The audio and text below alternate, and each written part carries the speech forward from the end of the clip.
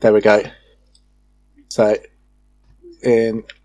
Oh, yeah. 3, 2, 1, now.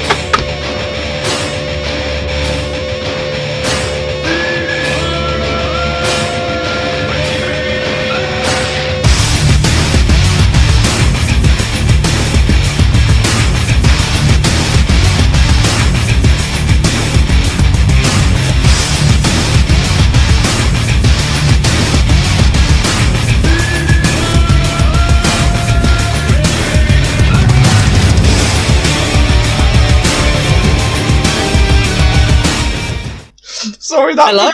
Welcome to that fucking picture's Welcome Billy. to the Juggernaut Bowl Action Podcast, everybody. Episode 69. We did it. Yeah, 69. This is the new edition. We're in V3 land now, boys. This is the new season of the Juggernaut Bowl Action Podcast. The first question is where's V4? Where's V4? First question. And 2, Spurdy, thank you for everyone who's watching the stream, will be watching the video on YouTube later. Thank you, Spurdy, for editing that video, cataloguing my journey with food addiction and hair loss. Yeah, that's what that video was. Yeah, I think there was something about gaming in the background and shit. I don't give a fuck about that. How are we all? How are we doing? Great. Yeah. I'm optimistic. V3. Fucking free. This has been so long coming. We're finally there. I have opinions about the marketing for V3, but V3? We have many opinions about V3. Oh, yes. So always the V3 opinions. We don't have much. Wait. We don't have much. Shall we do an improv? You know how we nothing planned for this episode? There's nothing planned, but... No, I'm just saying in Discord, Alex is just sat there waiting. Shall we drag him in? Yeah, get him in. To do that? Yeah.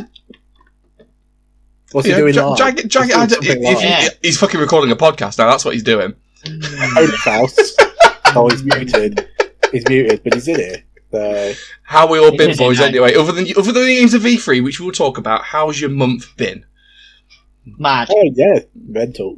Yeah. Are we talking just hobby or I mean, just in life, how are we doing in general? Mad. Life is mad. Life is a bit mad. I just came back from Budapest. I've spent the past 2 weeks there, and I've got this week back here in the UK. And I'm fucking off again on Sunday for another week. We've dragged Alex in here, and what we've ruined is he's streaming this on Discord for people to watch. Put him back. Go on. Put him back. Bye, Alex. Bye. There we go. Right. You had your chance. Yeah. Yeah. That's it. Where's Dan? Dan's not here. Deal with it. Dan's being a pleb. Nothing more or less than that. It's not a bad thing, but it's a thing. Yeah, being a pleb. Right. Because we're kind of ad-libbing quite a bit tonight, aren't we? So let's get that first question in. Why is orange jam called marmalade? Pete, go. Orange jam is called marmalade because calling it orange jam is boring. Yeah. What's the difference between a jam and a conserve? I don't know. Why would you have raspberry jam but not raspberry conserve? Why would you pick one over the other? What's the difference? Why is one 18p in Aldi and the other one's £2.50? I don't know. I don't know, Dan. Can you tell us? Yeah, come on, Dan. What's the difference between a jam and a conserve? I'll tell you. Talking about stuff that's cheap is Dan. I think it's the sugar content. The sugar content. Okay. I think is that an actual answer, or you just put that out of your ass? No, I think he's right there. I think that's right. I think I heard it somewhere. They might have been QI back. QI. Cool. How's your month been, Dan? Shit, mate. I sprained my ankle, got appendicitis. I had to have it taken out, and I'm recovering still. But you're appendixless. Yeah, man. I'll tell you what's not appendixless. The new rule book. Oh! I tell you what, though, if I have to go away, it's because I'm acclimatizing fish. Oh my god, you're still talking about this fucking fish. Yeah, boy. Do you paint them yourself, or do you get them commission painted for you? Commission painted. Right, okay. Yeah. Jesus. Has any of us had a good month? Yeah, well, it's been alright. It's not been awful.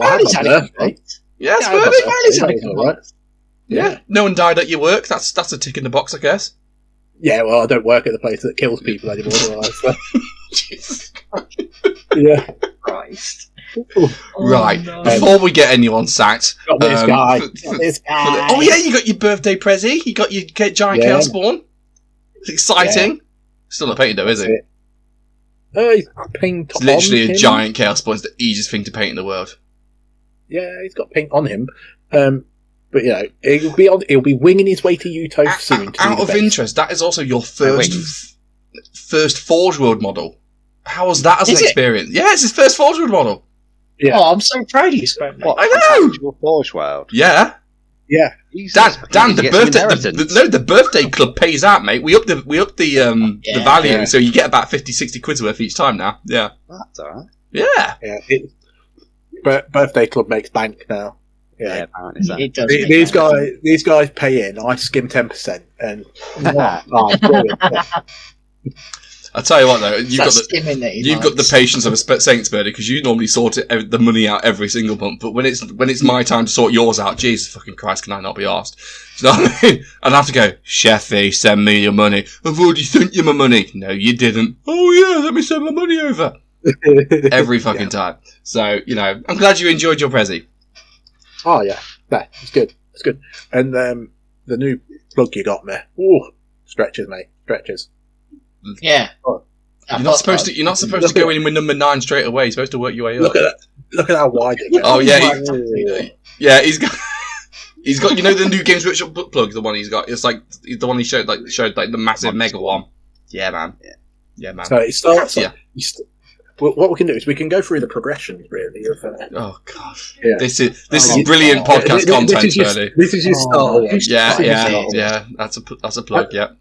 I don't care about your audio Okay. content. Yeah. This is all about my visual side now, This and then is- we'll work our way up. We'll work our way up to that. Yeah. When we do And stuff then- like this, And And you when we like get it. professional, we'll get professional. Yeah, and this one, look, oh, look at that. For the audio listeners, he's got a Games Workshop butt plug painting handle, and he's very proud of it. what we need someone with a really smooth, silky voice to come on the pod when we do stuff like this, and just do, like the TV's got the audio Oh, description. yeah. And a We penguin need- is walking we need- towards the edge of the lake. We need to get Brad on with his smooth jazz. Yeah. Oh yeah, Yeah. That, he could write us another poem again, couldn't he? Oh, yeah. On it. Yeah. Oh, Jonathan Forbes in the chat. It's perfect time to watch your chats as my day has been surrounded by a bunch of low-end wankers. What makes a wanker particularly low-end? And also what makes us high-end higher? wanker? Are we What high-end makes us higher wankers? than that? What's the difference? They have fish. That's what a high-end wanker is. Yeah. Okay, fair. We found the line. So we've got an actual question, and Lies. and Darren wants fish cam 24/7. Hold on, let me see if I can sort that for you. Oh, mate. fucking hell. Oh no. What's that? What's Dan's favourite word? Tin pot. Tin pot podcast. Just fucking about with cameras. There you go, right there. Look. There's 3 blue. There's 3 blue That's Tommy mate. climatized in there, Jesus and Christ. behind that a cleaner ass. Okay. A what? I A tell you what, cleaner ass. Cleaner your ass. Yeah. Cleaner ass. If we want to get actual subscribers, this is how we do it. Can I get a fish to clean my ass? Is that how this works? Yeah, you Richard Gere it, shove it up there, and it gets rid of everything for you. Right, let's finish the intro. Right. Pete, what events have we got going on? Events. Oh, That's how we end the intro, isn't it? It's a shit load, isn't it, to be honest? It is There quite a are lot. loads. To be fair, So, oh we my are- god. How many is that in October Yeah. alone? 1, 2. So, we've got Operation Raven Rock in London on the 12th of October. We have a V3 intro tournament in Nottingham on the 13th. And in Oh, Poole, Ravens Rock also has moved. on the actually. 13th. I saw about 5 minutes ago. It's moved to the 20th. Ugh. The 1 week that Toph isn't in Budapest, there's a tournament on. Fuck you, you picked the wrong date, you bastard. I'd have totally gone. You've got the Scottish Bolt Action guys with Where Seagulls Dare on the 20th of October. Alongside, you've got a tournament in Warminster and Milton Keynes on the 20th as well. You've then got one in Leicester on the 26th, which That's a Black Dragon, isn't it? That's Black Dragon. Yeah, Black Dragon towards Hinkley. You then got another one in Norwich as well.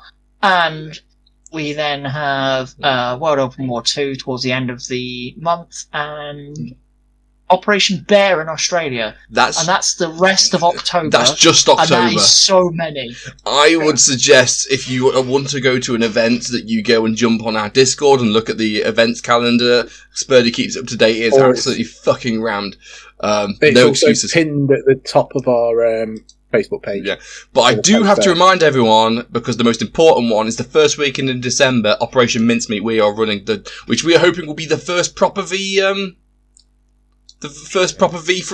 GT. Hopefully, Yeah, I know it depends on depends on your definition of a GT, but as far as I'm concerned, it'll be the first proper major one. Yeah. So we're how many tickets you got for it? We're running at only 1,000 points because we're letting everything in. And the idea, if you're wondering why only 1,000, the idea is that should limit some of the nonsense you've seen. Yeah, some of the nonsense should be toned down. Yeah. But if you can fit 1 million multi-launches in 1,000 points, I was going to say, I'm compete. So Spurdy, Dan, and Pete are TOing Mincemeat, and I'm competing in it. And I just want you guys to know firsthand that I can indeed bring some nonsense, and that 3D printer does indeed go burr. So let's see how that goes. And if you're wondering, Toast's got home field advantage. No, because me and Sparrow are keeping it away from him, and Dan's just looking at it going, good job. And even if they did, what you've got to remember is that Topher's a fucking idiot, right? And I can't read or listen or take any viable feedback from anyone who isn't me. So, yeah. You know. Sheffy said, how many FT17s can you get in 1K? I've already done the maths. We're looking at between 15 and 20. It depends exactly how many of them you want to upgrade to potato guns.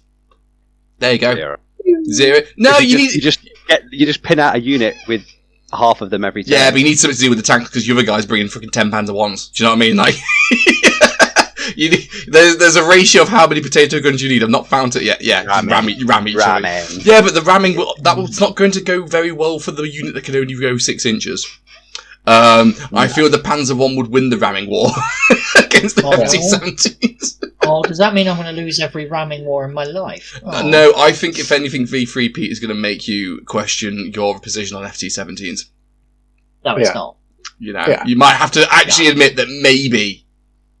You know what can reliably kill an FT-17 now? Anything. Tank rifle. Oh, they always could. They're probably better at it now than they ever were. Reliably. So, another question from Mr. Bundup. Do you think people are being too premature introducing house rules for events? Can we? Yes. I vote. Done. Yes. Let's go through our first as a plan. Right, we'll come to the end of the intro. Let's go through our first games and experiences. Yeah. Then talk about the WTC pack, and then we'll go back to questions like that because I reckon we'll have some bits to bounce off. If that makes sense, let's do that. I will take some notes for us. Take some notes. pack out. Fucking hell, Dan, if you don't know, we're all fucked, aren't we? You know this now. No one tells me nothing, really. No one tells me nothing. Right, end of the intro. Let's go.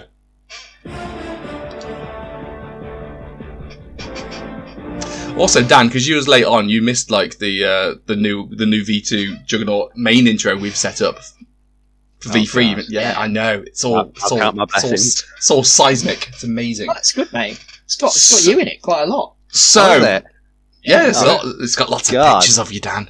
Oh no, I might watch the first 5 minutes back. Jesus Christ. So, games.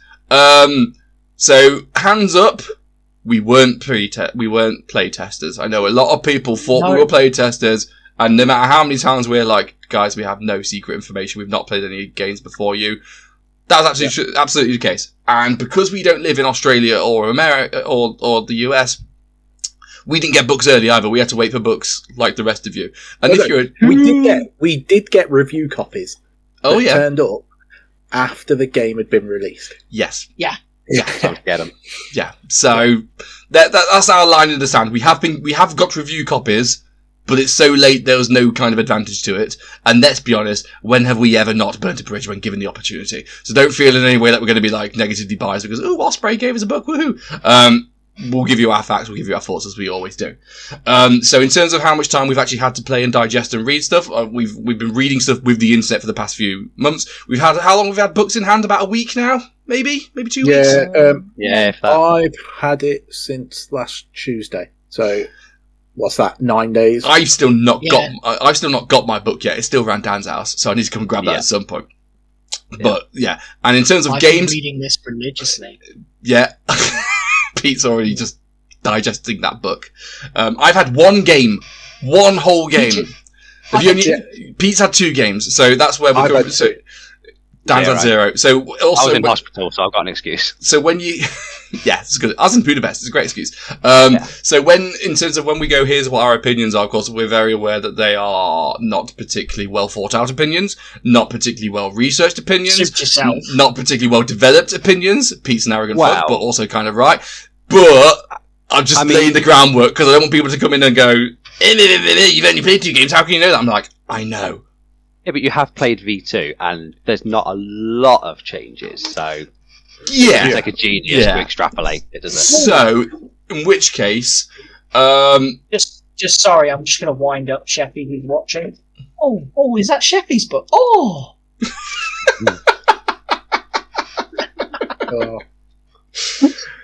So, Pete, your first game was against Birdie, wasn't it? Oh yeah, it's great. Go on then, talk to me about your game, your thoughts, your feelings, comments, concerns. Go. So me and Spurley rolled up a mission, thinking, yeehaw, let's go. I believe we rolled up Kill Points and Fog of War. So what's this Fog of War that I've seen the internet exploding over? Fog of War is what will ruin anybody that Good start. that leans too far, like an unbalanced list. It makes every unit calc partial. Okay, so the new better than calc partial. Okay, so now I'm just for the listeners who haven't read the book, or no morons like me who haven't read the book. From what I understand, Would you like me to read it? Well, I was going to say, so you roll for mission, then you roll for deployment, and then you roll for reserve style or something, isn't it? Or, you roll for victory conditions, victory conditions, deployment zones, and your deployment type. Deployment type. Okay, and Fog of War is a deployment type. Yes. Yeah. Okay. So your deployment zones are either your 12-inch deployment strip or quarters. Okay. And then your deployment types are first wave on. Roll on, yeah. Everything deploys unless you don't want it to. Yeah. Or you've got Fog of War, which is you can deploy half, and then half just comes on from fucking anywhere. And so basically reserves come from any board edge. Any board edge they want. So you know how it's not like 2 or 3.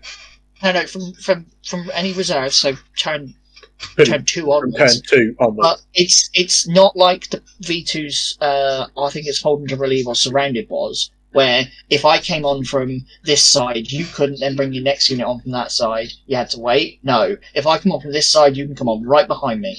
Yeah. I hope you don't mind your tanks being rear-ended then. Yes, but as what we did. So and again because I guess you roll your victory condition and then you roll that, you can play any mission like that as well. Yeah. Okay. Yeah. So already this is that's not tournament. It's not tournament friendly, is it? No, it's battle scenario, but from a tournament kind of perspective, you can pick it up and go, well, I want to play this one, that one, and this one, and you can just say what it is. Like, if you come up with your mission and go, it's a seek and destroy, we're playing Long Edges and Fog of War, people know what that is immediately, instead of having to go, how do I do this one? Yeah. Okay, makes sense. So you rolled Fog of War for your first mission, then you was playing kill points. Yeah, first game, kill points, Fog of War. Let's go. Yeah, Germans versus Japanese. It was great fun. It really was. It was great. So I got some key takeaways on what worked in V2 just really doesn't work anymore. Small team trying to hide himself won't happen. Yeah. I got a key takeaway in that I need to remember that the Japanese don't care about tank charges. They just step aside. That was always a thing they didn't get. That's nothing new there. Yeah. That's the thing. I've never been in a position where I could tank charge Pete before because usually his lunge mines have blown all of my armour up before the end of turn 2. Yeah. But it was good. It was good to run through the rules and make sure we knew what was going on. So We ran through the rules and we had a right giggle while doing it. I think me and Spurley were giggling at every 10, 20 minutes, just going, "What is going on? This is brilliant. Do it again." So this is something that I've been struggling with myself, which is the whole like, is it fun? Is it better than V2? Blah blah blah blah. And for now, it's for me. I can just come down to it's different because it's really hard, at least for me, to separate. Am I having fun because of the new rules that have been put in place, or am I having fun because I'm just playing games with my friends? Do you know what I mean? Like, so when looking back and looking at how you played V3, do you look at the changes as actually that's a positive, that's improved our game experience, or do you think you could have been fucking playing tic-tac-toe in the car park and you'd have been giggling, having fun regardless? Do you know what I mean? What do you think it is? In your words, they only changed the rules that needed changing. Everything else was left alone. Oh, so surely it's an improvement. Yeah, right. Yeah, I'm not going to lie, but they did lie. There are some bits that they've changed, and you just go, why? So let's talk about those changes then. So the big one in the room, obviously, cover saves. How did that impact your game? What's your thoughts on that? You know what? And this is going to sound like heresy to you, Toph. Actually makes sense with the changed to hit stuff, because you can hit so much more. The only way infantry are surviving is cover saves. And and once you're point blank, if you're not in cover to start with, you're just gonna die. Yeah, it's so for me. The cover saves make sense with the changes that they've made at the front end, but if they hadn't have made those changes at the front end, you wouldn't have needed cover saves.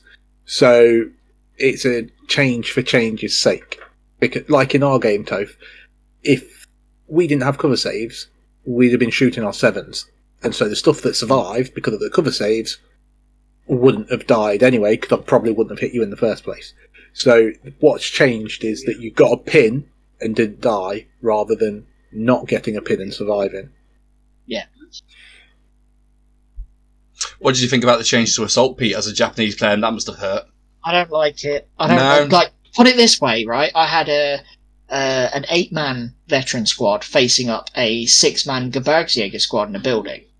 V2, I'd have made that charge. At that point. There was only 5 of them left. There's 5 left. V2, I'd have made that charge going the same time. V3, I'm going last. No, not touching that charge with a barge pole, so I'll just sit there and shoot. There's absolutely 0 point charging. And my general feeling on this is there's 2 things that should be charging this edition: Polish Lancers and Gurkhas. And that's it. And the only reason I say Gurkhas is because they half attack still, which is dumb. I think the Gurkhas especially is one of those things where it's like, of all the things that people were actually moaning about V2 that needed changing, and they didn't do it. Yeah. Well, some of the things that needed changing that everyone was moaning about, Gurkhas and Lancers.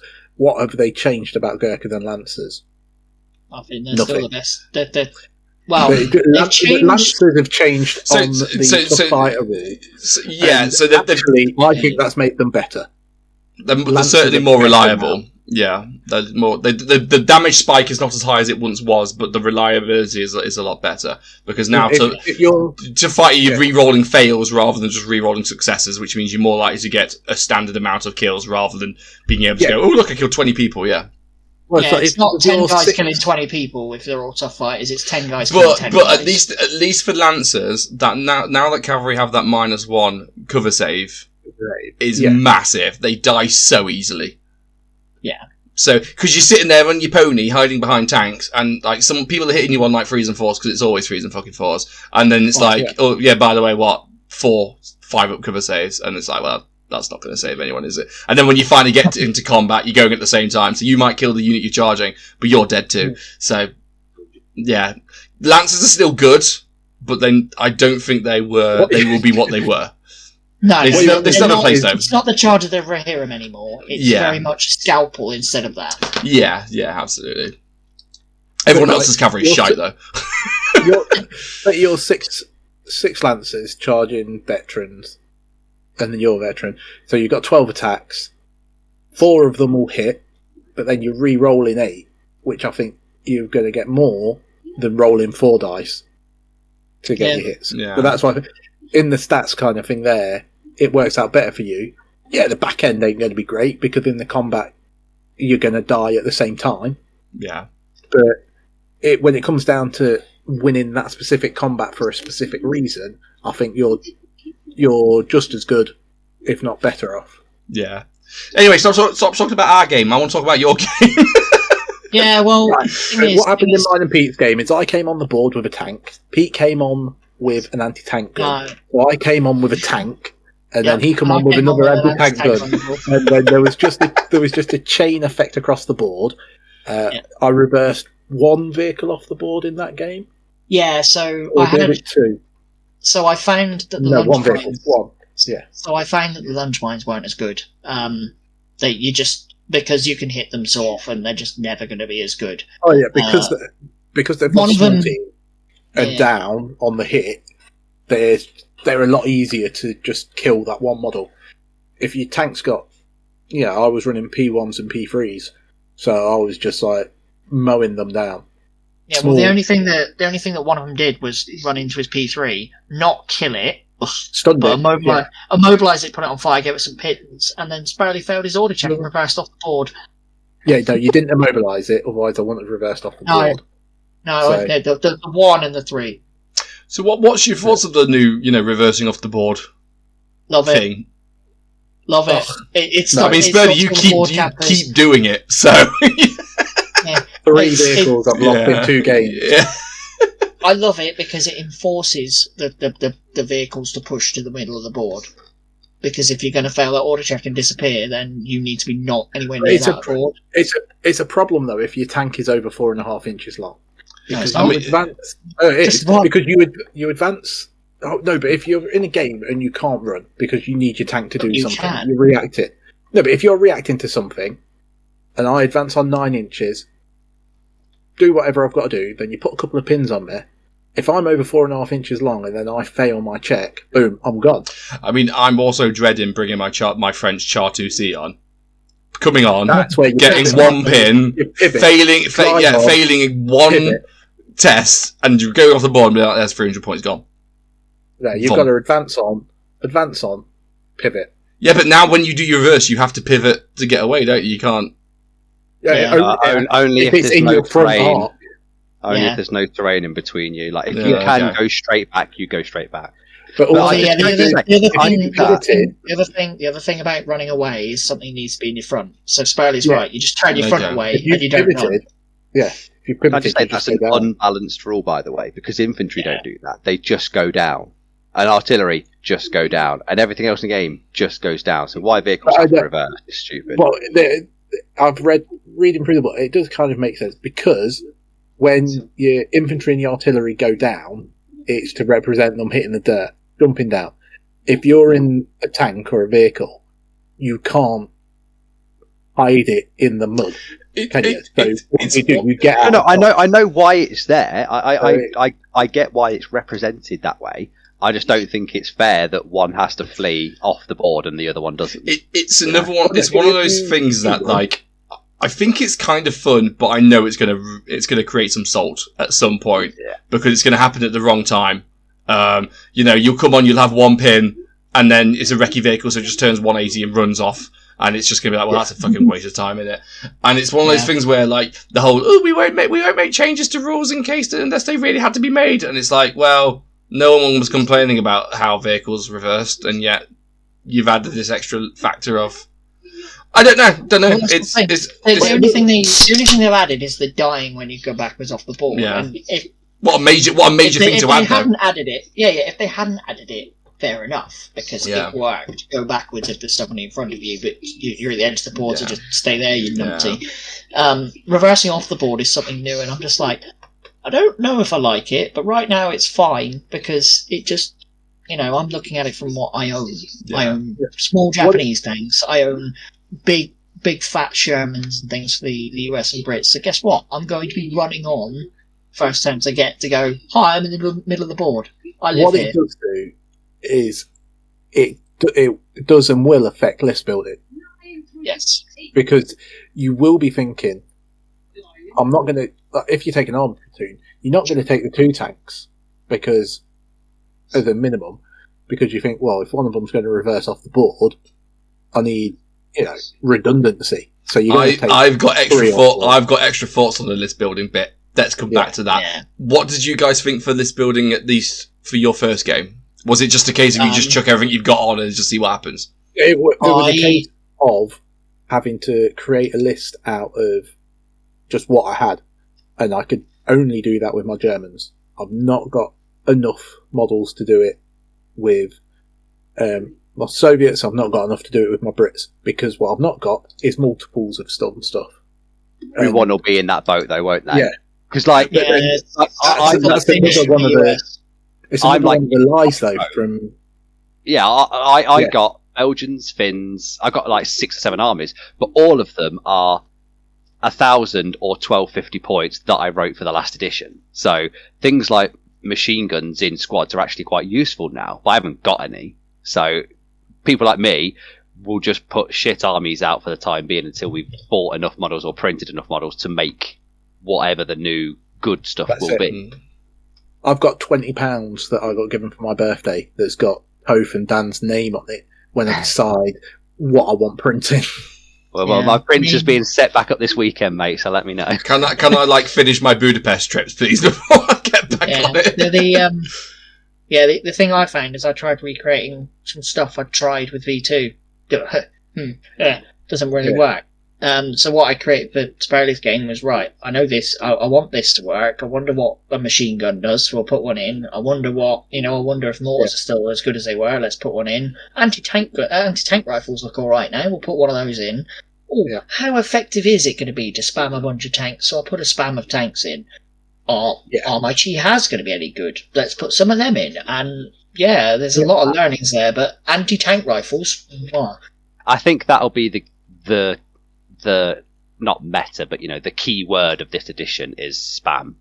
I think if you've got something, you need to take 3 or 4 of it to make it worthwhile. Right, you can't just put a flamer in a list anymore. You need to take an engineer and platoon, and you need to take 3 flamers and 2 or 3 squads of engineers, and you need to lean into that and spam it.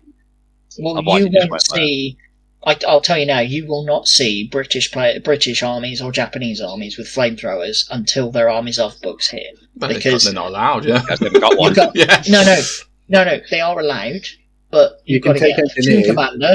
You've got to get a platoon commander. You've got to buy a squad that can't take a flamethrower and give it engineers, as per the errata, and then you've got to buy your flamethrower team. So you've got to get through all of those steps. Platoon commander, 2 does squads. engineer give you anything other than just the you can charge buildings and it counts as open ground rather than defensive position. But apart from that, it gives you nothing. No, that's it. Okay. So you tactically repeat it's 2 engineers. Oh well, you can clear minefields. If you pay attention, Sparley, platoon commander, engineer, flamethrower. Sorry, I only heard you say engineer. I didn't hear you say engineer. Yeah, but you're saying it wrong because it's platoon commander. Oh my god! Flamethrower. Jeep. Yeah. Oh god. But you won't see it. You'll see it in the US list because they can get those squads. You might see it there. You might see it in the Soviet list. You might see it in you won't see it as often in the German list because they have to be taken veteran. So Pete, you say you won your game of the pure chaos of everyone comes on from all sides. I didn't win. Kill point. Did you not? Spurs seemed to think you won. Was it draw? Sparley won. No. Did Spurley win? No. I smashed him, mate. Sparley won by 3 order dice. Good job, buddy. Yeah.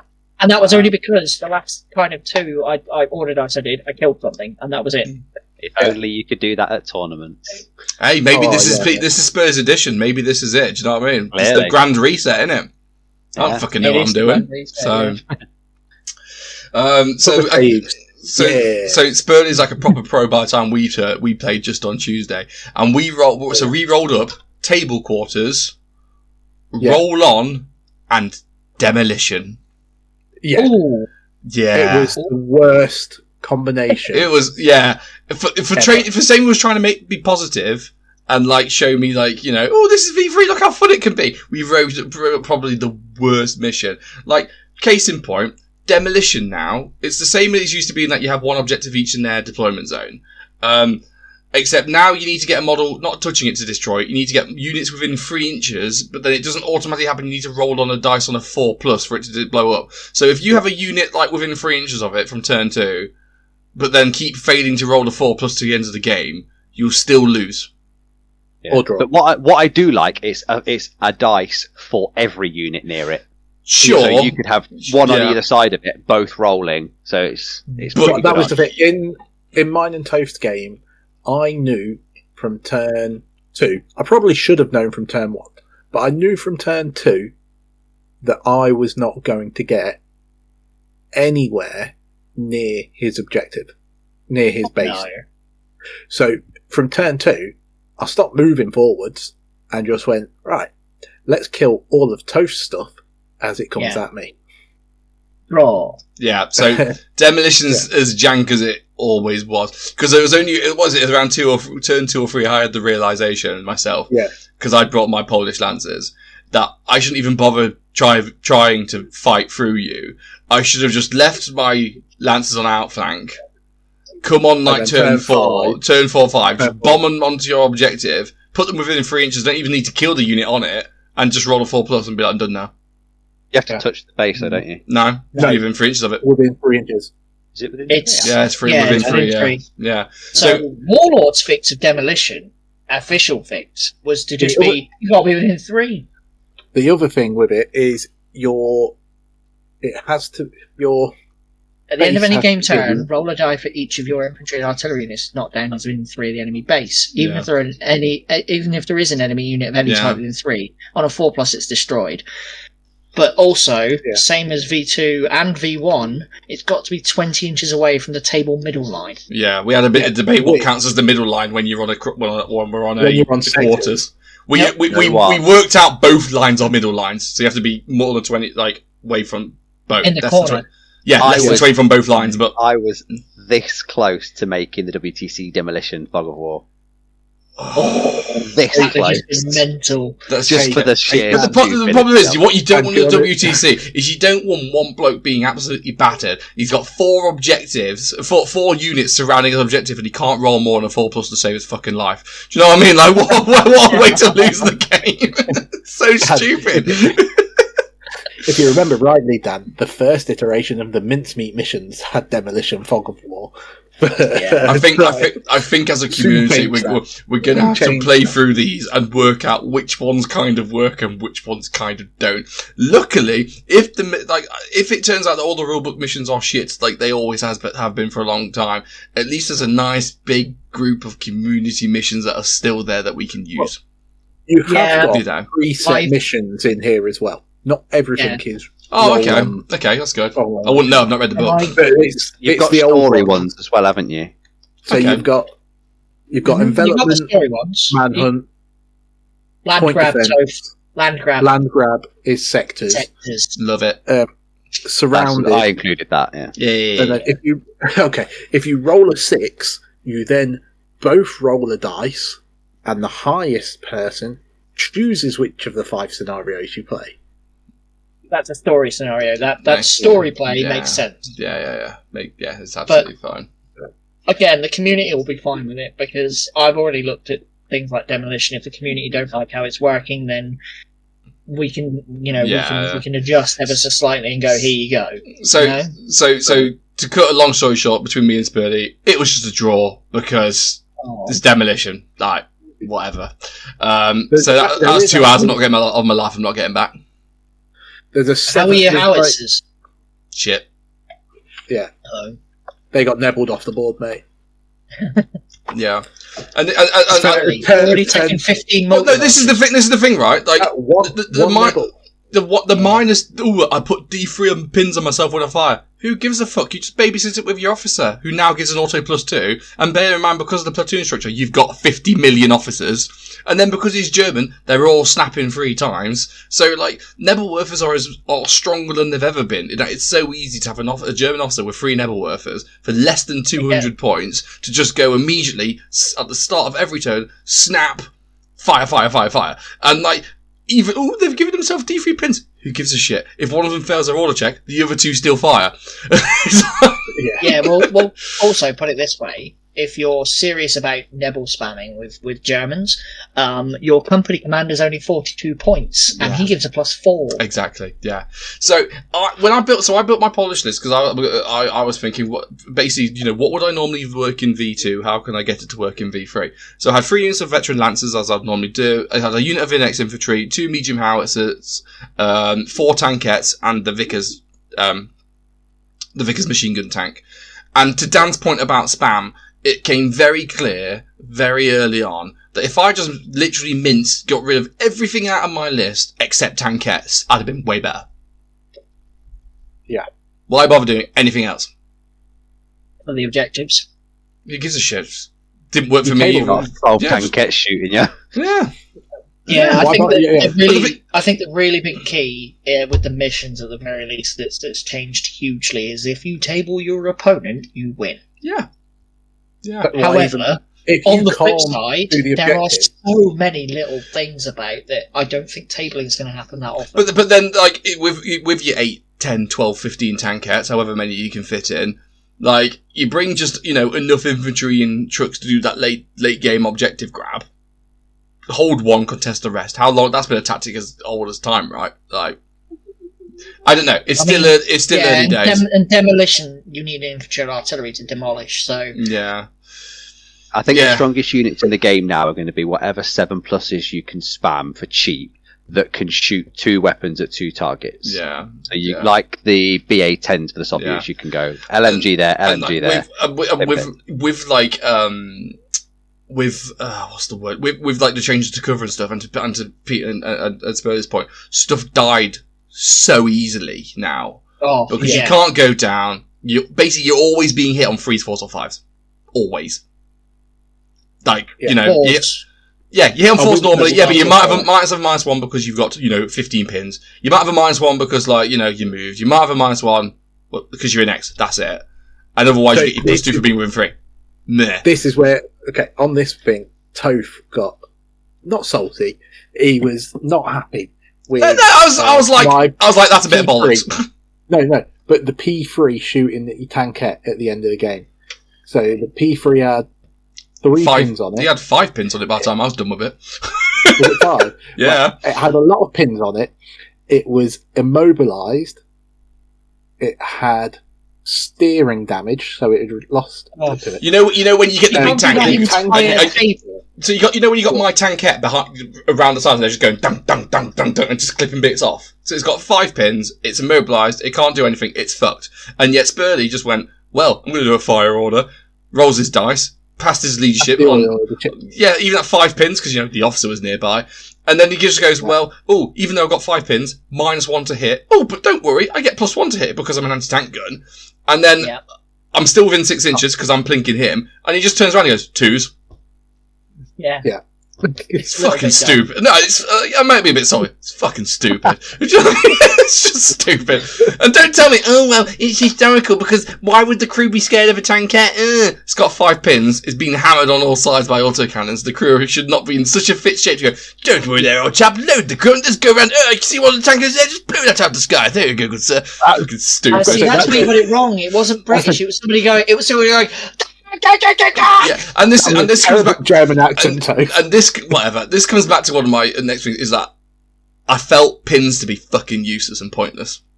Yeah, pointless. I felt it in the 2 games I've played. Yeah. I felt that pins have been pointless Yeah. up until the point where you need second order check, and at that point you're going, "Where's my officer?" There he is. But there's so many. There's so many officers around that it's kind of meaningless. And again, you can bring a company commander if you're that bothered, and then you'll be like, it's fine anyway. One rule that's gone under the radar a bit is if you are down, if you stay down at the end of the turn, you shed all your pins as well. Yeah. But then being down is also not the benefit it was. If you're down in the open, you're fucked anyway. A 5+ cover save is not going to help you. So you can do that, but then you're dead. And it was so easy as well for Spurley to be like, there's an officer over there. 4 machine gun shots, she's dead. Yeah. Do you know what I mean? Because there's no modifier for long range. There's no modifier for small team. So you sit in there, you just go 4s with your 36-inch range gun against a single man on the other side of the table. And then, like, you just go, okay, well, they're in hard cover, so fault cover save. Oh, look, you failed one, she's dead. Well, yeah, this is what Yeah. makes me giggle quite a lot with what they've changed, because they realised the small team was having quite an effect, and the sniper was battering the small teams. They didn't like that. So what they've done is they made the sniper shit, and all the small teams just get killed anyway. Yeah. And again, back to, me and Dan haven't spoken about this, but I think we've come to the exact same conclusion, which is, if you just spam loads of cheap 7+ers, you're having a great time because then machine guns can't kill you. Yeah. And I'm you can't... looking at my unreliable Finnish VA-10s that are like 70 points that can shoot like anti-tank guns and an LMG as well.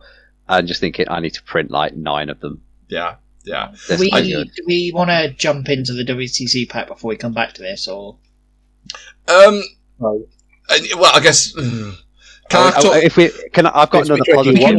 We can keep doing this. I'll keep going. Yeah, we'll come back to WTC. We'll come back to positives about the rulebook. Oh, yeah, I got some great positives around some rule changes that have been great. So I played a second game. I played a second game with my US, and looking at everything that went on, I went, HMGs, and put HMGs just about everywhere. I had 2 Dodges with HMGs. I had HMG on the Sherman, on a couple Shermans, HMG on a little Jeep as well, and a few HMGs will shut down regular tanks, and I love that because it means that you're looking at, why not have a pin to my MMG? Or if you got 10 points spare, upgrade it to a HMG. Yeah, no problem. I don't even need to be able to go through that 9+. If you're regular and I've got a penetration value, have this. But then again, the thing is, and AT rifles are the same. Have this. Just have a pin go away. But again, if you can make the pins work, because at least in me and Spurder's game,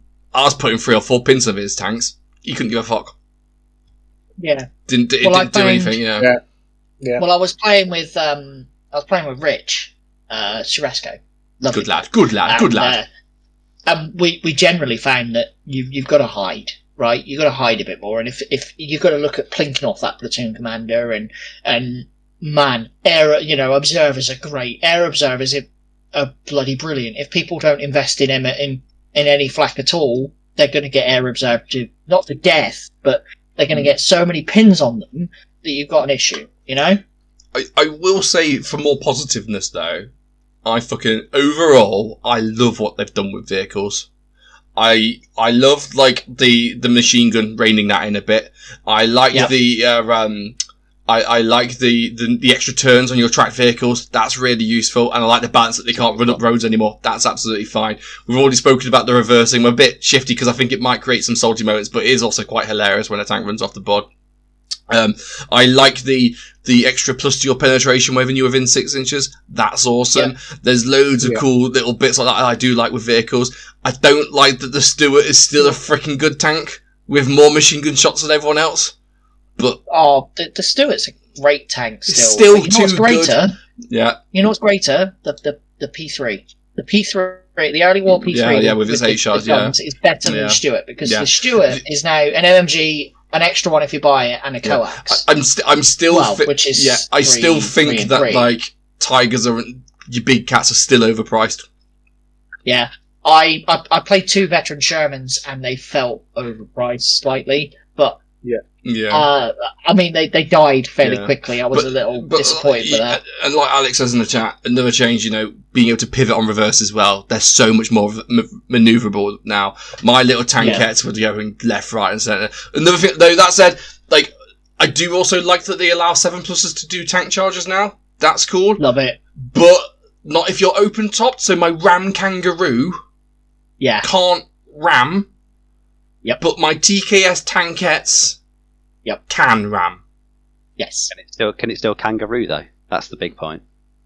It can carry shit, I guess, yeah. But what's the point if you can't what's the point of having a 9+ armoured transport if you can't run shit over? Do you know what I mean? Like, what's the point?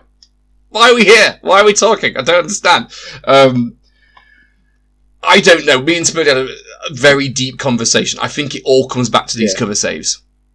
Hear me out. Hear me out. So we've heard since the discussions that Alessio had in other podcasts and when he was doing the Warlord Games Open Day that the cover saves came in from Mr. Stallard and Rich Priestley sitting him down and saying, "We're doing cover saves, do it." Okay. Yeah, think it was it's to get the it crowd could in have for been GW games. Exactly. Since the cover saves, then they have to change the pins to make sense so that, because obviously the pins are intrinsic to how hits work and stuff like that. Cool. Because it suddenly became so much more easy to pin. That's why they now say pins don't stack for the amount of hits, so you're not just getting fucking people over. And I think this is my biggest, massive problem with it, because at least when I was talking through stuff with Spurley, it's just changed the entire dynamic of, how to keep units alive and how to work. And we didn't change anything if we couldn't change it. Well, if we didn't have to change it, well, that was bullshit, because you did. Look at cover saves. And I can't get over how that aspect has kind of affected everything else in a way that I can't get over. And I'm not even necessarily saying it's bad. This to me, have you ever had like a favourite car that's died on you, and you've then had to go and buy a new car, but because you've had to buy one and your favourite car's just died, even if your new car's better, you're still sad about it? Yeah, do you know that? Do you know that feeling? My Panda's gone on forever. So well, you've never had that problem. But like, I remember when my old car died, my 308. I love that car. My 3008 that died, and then I brought a new car. It was 2 or 3 years newer, younger, faster, sporty, whatever. But I was sad because my old car was dead, and I love my old car. And this is where I'm feeling with V3 currently. This new system may be better, maybe perfect, maybe cover save, whatever. We'll have to give it one game. Who knows? But I miss the old system because it fucking worked. I tell you what, Toph, I'm sure. Yeah, Kat has used this analogy about you and her ex. Yeah, thanks, Spurley. Yeah, thank you. So's Gemma. What about you and your ex? I mean, I get it, Toph. Like, yeah. I get it. It's just, I'm there like, give me something new. Like, V2, I could sit down with an army and go, I know exactly what you're doing. Yeah. Okay, let's see what the dice are doing. The dice are on your side, you win. I know there's a lot of people out there who are like saying, I like cover saves, I like the interactivity, I like that I'm not just being told to remove models, I like that I get an opportunity to stop it myself, I like that I don't have to make I don't have to think as many modifiers, blah, blah, blah, blah, blah. Fine. Personally, though, and there's just an opinion, so please don't come and at me in the comments, I didn't have these problems last time, therefore, I don't like the change. Yeah. It's as simple. Do you know what I mean? Like, I was fine working out maths, so yeah. I think do maths. The big salt I've got is, you see this entire section here that says close quarters? Just bin it off. There's no need. You don't need it. It's never going to be used. Nobody's going to use it. Anybody charging is a moron. Yeah, especially if you like, if you put pins on them so they can't overwatch you, and it's like, yeah, it's -1, still doing it. You know what I mean? Like, it's so hard to it's so hard to charge, because if you're not on ambush, they're going to shoot you anyway if you've not had an attack. At most, they're going to have a -1. Especially if they've got SMGs, because again, you're not having the minuses for like long range and stuff like that, or any of that shit. They're just going to go in, and then they're going to hit at the same time. It is suicide. Actually, tell the truth though, I had a string of successful charges against Pete. Because we'd done Fog of War, I'd got 6 veteran Gerbejäger come on his side of the board, and basically over 3 turns, I just chain charged through his small teams. Yeah, small team. You could have done that in V2. Yeah, no, but I couldn't have come on from your side of the board. Yeah. The only reason that was possible in that game was because of Fog of War. But even though we were going at the same time, I wasn't really losing anyone, so I was winning the combats, even with Pete's Fanatic rule. So. Yeah, but Fnatic has never worked for small teams. Never. It worked as a rule, but never actually practically worked as something to save them. The thing you found trouble with was when you hit a bigger squad that suddenly went, nah, we're fighting forever. No, and you were just going, no. In V2, though, you've got to take the context. V2, I'd have been charging first on my own, so the small teams thing, yeah, I'd have killed a few, blank, done. But when you're fighting at the same time, you've got that chance to keep it going a little bit, because you're, if I don't kill enough of you and we draw, and we go again, you start whittling that squad down. Obviously, the odds are always in my favour, but as we all know from dice dynamics, I just think though that, like, especially because like once you start building your list specifically to do the specific things that V3 is good at, it's because it's so easy to just be like, oh, that small team over there, you're now dead from a single tank with a machine gun from the other side of the board. No one will ever bother trying to set up a charge because there's no reason to, when it's so much easier just to be like, you're dead. Cool. And I don't know this is just another thing, because I know from outer games we just realised that everything's so killy and nothing stays alive at all. You just got to assume everything's going to be dead because the moment someone looks at it, it dies. But I've been speaking to Mike Smith on Discord and he's had a completely opposite experience, saying that everything lasts forever. So I genuinely don't know what to believe anymore. Is it come down to boards? Do you know what I mean? Like, I don't know. I'll be honest, the 2 games I've had infantry squads that could just stand and do what they want because nothing's being able to kill them quick enough. Like, oh, here's a pin. Yeah, that's cute. Next. Yeah. You know, for example, the example we gave with you know, me and Sparley at least, any time you're suddenly shooting at point blank, there's no point going down. It's getting ignored. Stay on your feet. I do hate that going down seems to be such like a trivial thing now.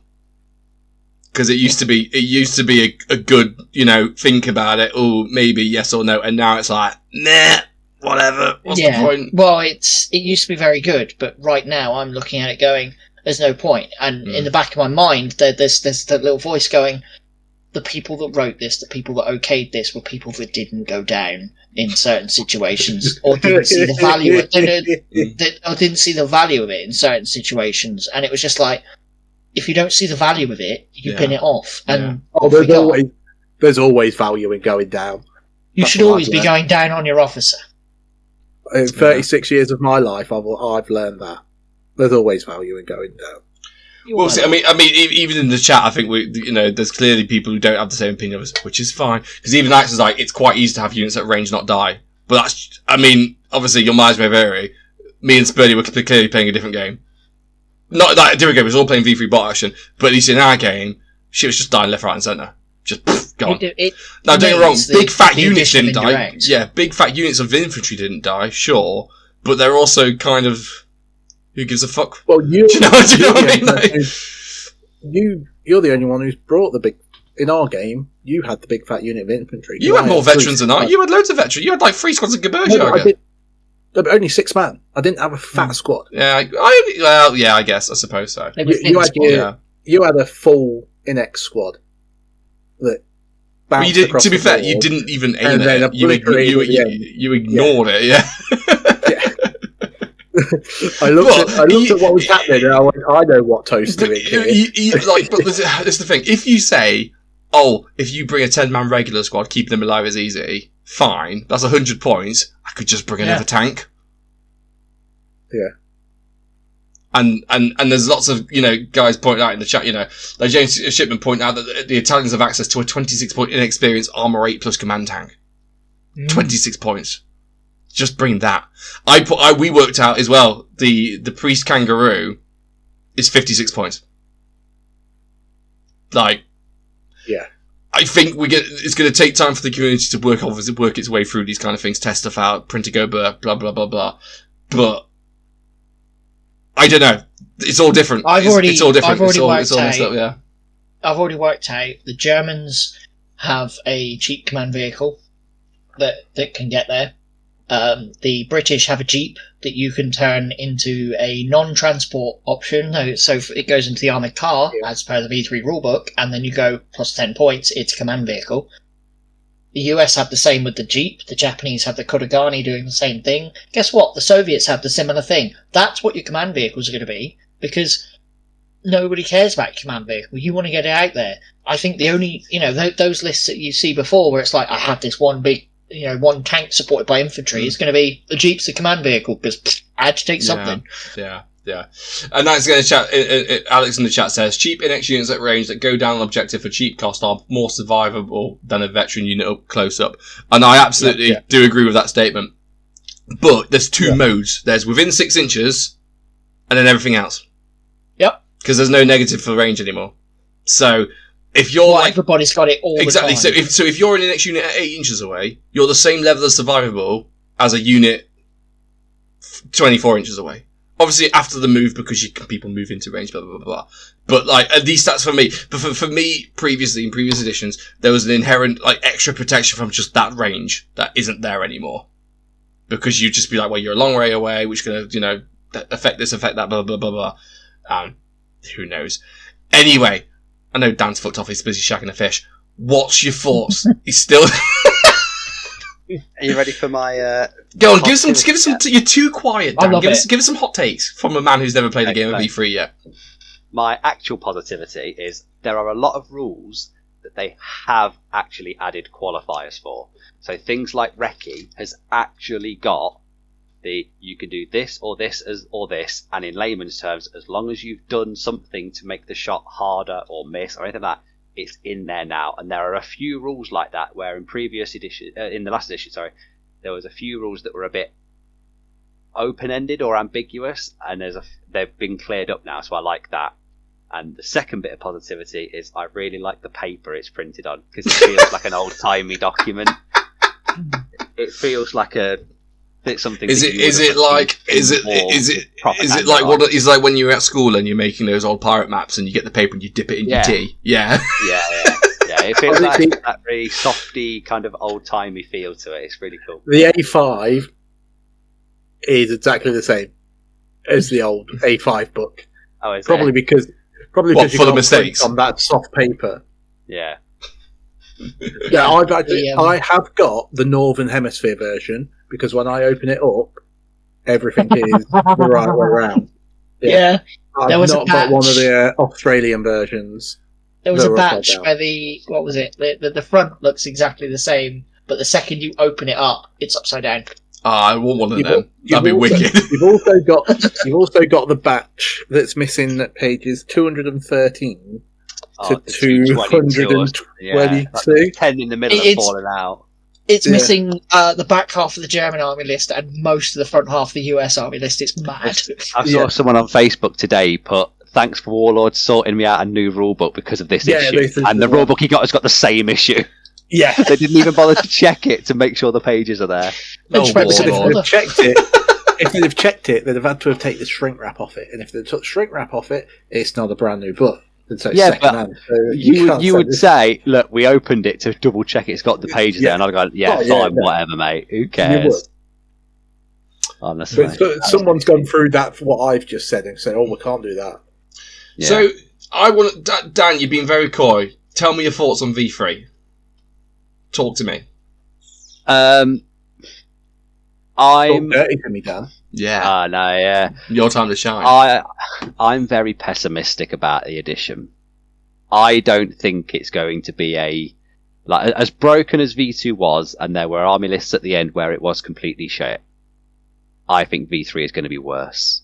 And I think everyone is going to very quickly catch on to the 7+ meta of just taking 2 officers and 4 in-X platoons and spamming the shit out of 7+ tanks that can put as many shots out as possible, and it's going to get very boring very, very quickly, unfortunately. And I don't see a way that you can counteract it efficiently. Couldn't you cancel out numbers of certain platoons and stuff like that? Like max as TOs you can limit platoons, yeah. And I mean, one of the ones we're going to be keeping an eye on events and lists that have won events over the next few months as part of the WTC watch, because if there's anything out there that is stupidly egregious, we need to stop it happening at WTC. Because no one wants to travel thousands of miles to just get your face kicked in by a list that you don't want to play because it's horrible. I think the 20 FT17 list is definitely one of them, isn't it? It's such an obvious thing to do where you go, right, FT17, 30 points, that means 160 points, I can have a platoon of 5 of them, wicked. Let's just do the maths. Do you know what I mean? And I think especially these days, with how prevalent 3D printers are, it's never been easier to turn up at your table with your 20 FT17s. No one wants to play that game. Nobody. No. So we're going to keep an eye, because one of the things that we discussed previously between the lot of us is we could limit, you can only have a certain number of platoons, so you could only have 3 tank platoons in your team. Now, whether you put all 3 of them in one of them, or split them out to make everyone's a balanced list, that's up to you guys. Or you could only have a maximum of 1 platoon per player of non-rifle platoons, but you can have as many rifle platoons as you want. So you can have like 6 rifle platoons and then a tank platoon, an artillery platoon, a heavy weapon support. That would have been fine as well. But we've left it completely unchecked at the minute. But it is a living document, and the scene is only just started. So watch this space. It may change if it has to. If it doesn't have to, and all kinds of lists are winning all kinds of events, then we'll leave it as is, because everyone likes the rock paper scissors. But until then, we don't know. It's just too many unknowns, isn't it? Yeah. I mean, the game is what, 2 weeks old? Yeah. So yeah. I mean, that was one of the questions, wasn't it, right from the start that we're not answered yet, about what's your opinions on people producing house rules already for an edition that's 2 weeks old. Personally, I'm with Dan. It is far too early, because this is all just thoughts and feelings. It's not possible to have any more than thoughts and feelings, because you, unless you've been playtesting it for 6 months, you've just not played enough games. Exactly that. And whilst I can already see those in V2 with limited order dice. They're already thinking, "Oh God, how can we limit the order dice?" It's like, hold on a minute, you might want to take this up with order dice, because things might die a lot quicker. They might get pinned out quicker. Because my general overall feel at the moment is you got the V1 pinning situation. Pins are everywhere, and you got some elements of V2 in there. And I can see some of those capped events on order dice. I can see games ending early because people are getting tabled. I think we saw one the other day, wasn't it? It was a 12 order dice maximum.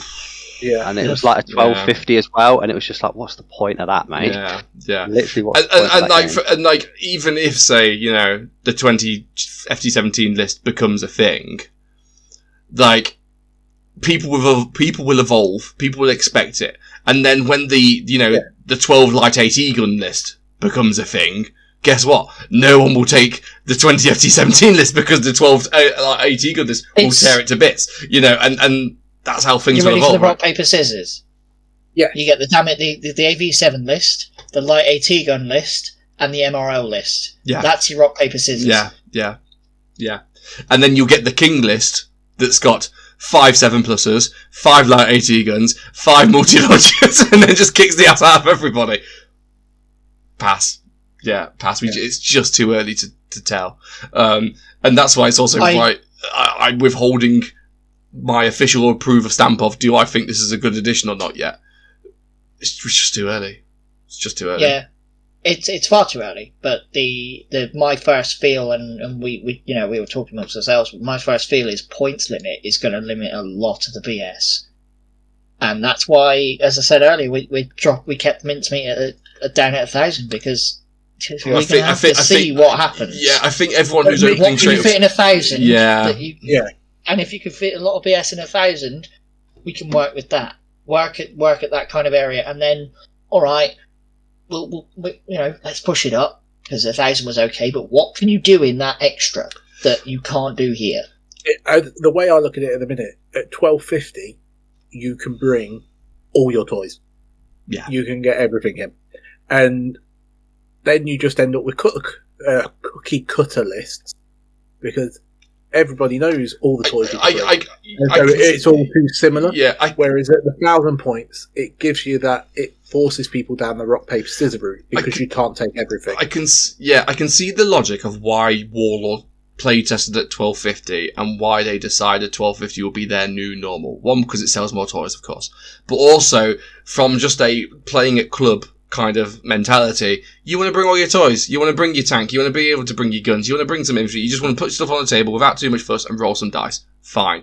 But at a tournament level, when you're given that much, when you're given a pie of that size, it's so easy to redirect the pie into bringing 20 Nebelwerfers. Do you know what I mean? Yeah. And I think tournaments that are jumping headfirst into 1250 might suffer more from that kind of thing than the 1,000 pointers. I'm worried that house rules in. Yeah, I'm worried that a lot of the play testing would have been done by historically minded players, and people like John Stallard and Alessio and the guys over in America that play tested it. and they would have gone, well, let's take a nice balanced list, and every game would have been 1250 with a little bit of everything. And they haven't given it to people like us that would look at it and instantly go, well, I can take 20. But from what I heard, they have given it to players like us. Obviously, not us specifically, but players like us who've then said, "You can't do this, you can't do that, you can't let people do that." And Ward's just gone, "Okay, thank you, thank you," and then not done anything with that feedback, which is even worse, to be honest. Sometimes, though, the problem from what I've seen is when someone's tried the spam list, they've not played the game all the way. So there was one of the American players who'd done an MRL list, and after 2 turns, they gave up. It's like, well, yeah, but you still need to play the game through, because is it good at the start? And then if you're against somebody you can get across the board, late game, does it just melt? Which, in my opinion, it would do. But, don't give up after 2 turns and just go, it's shit. Yeah, you're there to play the game. Play the game. Yeah, that's the thing with playtesting. It's when it starts feeling bad, you're playtesting. You have to play through the feel bad to get the whole feel bad, and then go, how do I fix the feel bad? Instead of going, I feel bad, bin it. Yeah, and ultimately, that's also why, coming back to around that mincemeat, why we're being quite open with packs and stuff, mincemeat, WTC and stuff, is because you need to see it to experience it before you know what you're fixing. You can't fix a problem that you don't know what it is. And whilst we can all say, oh, I think X is going to be a problem, I think Y is going to be a problem, collectively we've all played, a couple of games each, maybe 10 if you're proper, mega have been smashing it out for the past 2 weeks. There's just not been enough time for a meta to develop. So for people asking us for a new Jugger format straight away, fuck off, mate. There ain't no time for that. No, that's not even next year's problem. That's probably the year after next year's problem. Do you know what I mean? I think before you really get your hands on it. If you're desperate for a new Jugger format, I might give you a mission pack, but it won't be anything special. Well, the thing is you can play V3 with the existing Jugger pack. You can still build same missions. Same missions. You can build your platoons in the same way. It's all there. Just go and play with that. You might even find you have a fun game with that. Wicked. Go do it. Yeah. Do what you want. Like your dad. Yeah, we are not your dad, and that was my saying. No, right, shall we? Deal with it. But yeah, so one thing I was actually glad of, despite multiple people asking multiple times over multiple days, I'm very glad all of the minor nations got their PDFs. China. But you can play with all of your toys. Yeah.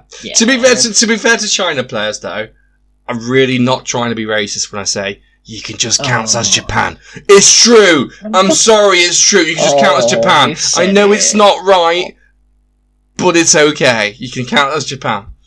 I may know somebody that has something in the works. We all know someone who's got something in the works. Yeah, whatever. No, you know him too. I probably do. And Spanny knows him. And Dan knows him. Yeah. Okay. But until he works for Warlord and it's released officially. That's not official. Yeah. Well, if you were going down the route of using non-official stuff, Russell's already got his. Oh wow! Yeah. Here you go. That's always a great sell of a new edition when one of your playtesters goes, "I'm going to run a tournament, except I'm going to change all the fucking rules." Yeah. Whatever. No, yeah, well, I think the most some of the more, some of the saltier things that get a little annoying is, I play Japan. I like playing Japan. It's always been a fun little faction. When do I get my army of book? Also, another pet peeve is like, and forgive us if we're in any way guilty of this, is like people who go, here's how my exact V2 army worked. This exact same V2 army doesn't work the exact same way in V3, and now I'm sad. Yeah, you got to change it. Point, isn't it? Kind of the point of the new game is that it doesn't. Yeah, that's like me coming out being like, man, my lancers are fucking useless. It's like, yeah, they deserve to be nerfed a bit. We had that discussion. Yeah. Get over it. That's why we need to just spam the TKSs now. It's the new meta. Bring 12 of the fuckers. The only reason we didn't see more lancers is because people didn't want to paint all the horses. Oh no! Everyone did. Everyone built. The problem is 90% of all Lancer armies are actually broken, and I don't mean that by dirty. I mean literally the models are snapped in half, and they're all in people's garages. Yeah. And that's why you never see them play. If Lancers came in like big solid metal cubes that couldn't break, everyone would have them. They'd be everywhere. Yeah. Yeah. So questions, Gunspade. Have you been taking notes for us? Yeah, so the first one, do you think people are being too premature introducing house rules for events? I've Our answered that answer one. we've already gone with. Yes. Yeah. Yes. Then Darren, he said, do you think 1,000 points is going to be the norm, or will people start upping it to 1250 as per the book? I think people will play 1250, and then people may work out, actually that's a bit much, and work backwards. Yeah. They'll play Yeah. 1250 because Warlords mentioned 1250 It's- what they play tested, it's- and then they'll work backwards and it's go, like- you have too many toys, you have too many toys. You take the kid out to the park, you see the ice cream shop, and you go, what size ice cream do you want? And they want the double, triple, mega ice cream with all the bollocks on it, 15 flakes, do you know what I mean? And then they go, ah, and then they drop it, and then they cry. Like, that's where the community is right now. We've sit there, there's massive ice cream, it's wobbling like that, and it's about to fall off, and then we'll be like, and then you go, do you want a proper ice cream now? And then you get a little tiny cone, just a little one like that. That's what we need. Just a little tiny cone. Yeah. Yeah, I think 1250 I still think is too much. I still think the towards the end of V2, the Recon Rumble stuff that was started being thrown around. I still think that's plausible with V3. Oh, gotcha. Because we don't want you to bring anything that's not like a soft skin. Well, all right, you can't have things that aren't soft skins. And hang on, we're Recon Rumble. We don't want to. Maybe your tournament doesn't want to bring any armor. Oh, well, you can't take the armor platoon. It's become a lot easier to go. No, you're not having that. Yeah. So, new answer a new question from Chris related to that. So, speaking of tanks, how many is too many? And I think you take the maximum that you can possibly fit, just leaving enough points to make sure you can cap objectives at the end of the game. Done. Done. No, I think there is. I think you're getting each other's way in your own tank's way. Depends if they're Pantomorphs or not. Oh, having seen a Pantomorph ago, it's like I don't know. cool, I don't know. next. There's just certain units. Do you know, like the Italians? Is it, Dan will correct me? Is it the CV-35 or something? CV-33. The little 60-pointer with the 2 machine guns on it. Yeah. Stuff like that. Yeah. It's just like bringing 10 of them's well easy, and they'll fit anywhere. They're so easy to just fit in places and hide and drive around. Stuff like Even that. if you just bring 5 as like a machine gun base, because again, machine guns are a lot better now, but they're still not armor 7. Yeah, I think. So- Yeah. So if they're 60 points each, 5 of them, 300 points. That's like the same price as like as a single Tiger, which is why Tigers are still overpriced. Because why bring a Tiger when I can bring 5 tankettes? Yeah. Yeah. Yes. So, this is where my brain's originally going. Anyway, I don't think you can take enough tanks, to be honest. Because even if someone brings 80 E-guns, you go, well, here's my machine gun. I hit you on 4s. Cool. You've got your 5 up cover save because you started in a bush. Wicked. You're dead. Meh. Next question from Mr. Matthew Sheffield. Who's Sheffy? Is he that child toucher? Is he the pedo? He was the one with all the flakes in the intro video. That's it. Is he in the intro video? Is he actually in there? Yeah, he's in the Is intro he? video. There's a picture of Sheffy in there. Yeah. We need to take him off. We'll get put on a list. It's alright. Okay. It's alright. Okay. Anyway, Sheffy put, here's an actual question. From initial impressions, is it better to take a minimalist approach to list building, take a cheap infantry platoon, fill the rest with toys, or is it worth starting on the assumption that the mandatory infantry platoon is worth investing in? I think that's still out there to be decided. Still to be decided? Yeah. I don't know. In every list that I make, I start by putting stuff in, and inevitably end up cutting stuff to make room for more stuff. If that makes sense. Like, I could add an extra 2 squads to the infantry platoon, or I could have an artillery platoon and take an extra couple of, 80 guns. Woo! Do you know what I mean? Yeah. But I think there's not enough games been played. No. Whilst that is technically good on paper, it could end up on the table. I just don't. I can't see a world where taking 3 8-man Like your veteran goal. squads is a good choice. I can see a world, because obviously I'm looking from a two or three different army perspective, but right now the Japanese getting 3 fanatic, those 8-man veteran or even larger blobby inexperienced squads that just go whatever and move on with their lives are probably going to be really useful. Yeah. Because here's my blob. Yeah.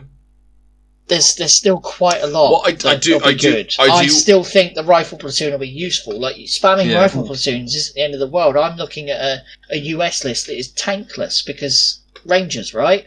Bazooka teams. I've got things in there now that can just go. Don't need a tank. Have this. I like the idea of bringing the 20-man Polish veteran squad. Do it. Just see what happens. Just run. Yeah. They still go up to 20. They can go up to 20, yeah. Or you just sit there and sit them all in the hard cover, and you just go 20 shots. Down. Yeah. So a lot of it for me comes down to what's it being used for. Because if you're just using them to sit and shoot with, 15 inexperienced boys will do. Yeah. Has anyone used any machine gun teams yet? Yeah. Thoughts? Like it's 6 shots. Okay. Because just here's a pin, get bent. I'm looking at them. You know how you got snipers in V2 to kill officers and small teams. That's what machine guns do now. They just swap roles. Yeah, I can see that. That makes sense. Especially the German ones with their 7 shots. That's quite insane. And the only role the snipers got is I need to kill your leader / NCO just to get you down on morale and so these pins actually do something. Mm. Alex Budlock says, do you think artillery AT guns are back? Yeah. No? I got shot at by Sperlies. Ouch. I think the versatile ones would be wicked, like your 25-pounders. I mean, they were already good, but I think they'll be even better when they can either sit there with their +1 and be like, pow, freeze from the other side of the battlefield, and then still be able to bring HA. I think your super heavies and your heavies are still going to be shit, but I think spamming light AT guns is going to be a viable answer to some of the lists other people are planning to build. Yeah. If that makes sense, because it's they're what, like 50 points each for a light AT gun, depending where you get them from. Yeah. I just don't think they'll ever be able to stand up to, like, if you need lots of anti-tank guns, that list is going to run over you anyway because you brought anti-tank where else guns. Where else are you going to get your AT from though? Because Panzerfaust are double the price now. Flamethrowers are harder to get hold of. So either you bring in your own tank spam list, or you bring in some form of AT gun. Maybe it'll be autocannons instead. Yeah. No, I actually think the light AT guns with gun shield will be the one. Because you can sit in the open and still get your cover save for having a gun shield. Because I reckon Panzerfaust are a dead weight now. 15 points is too expensive.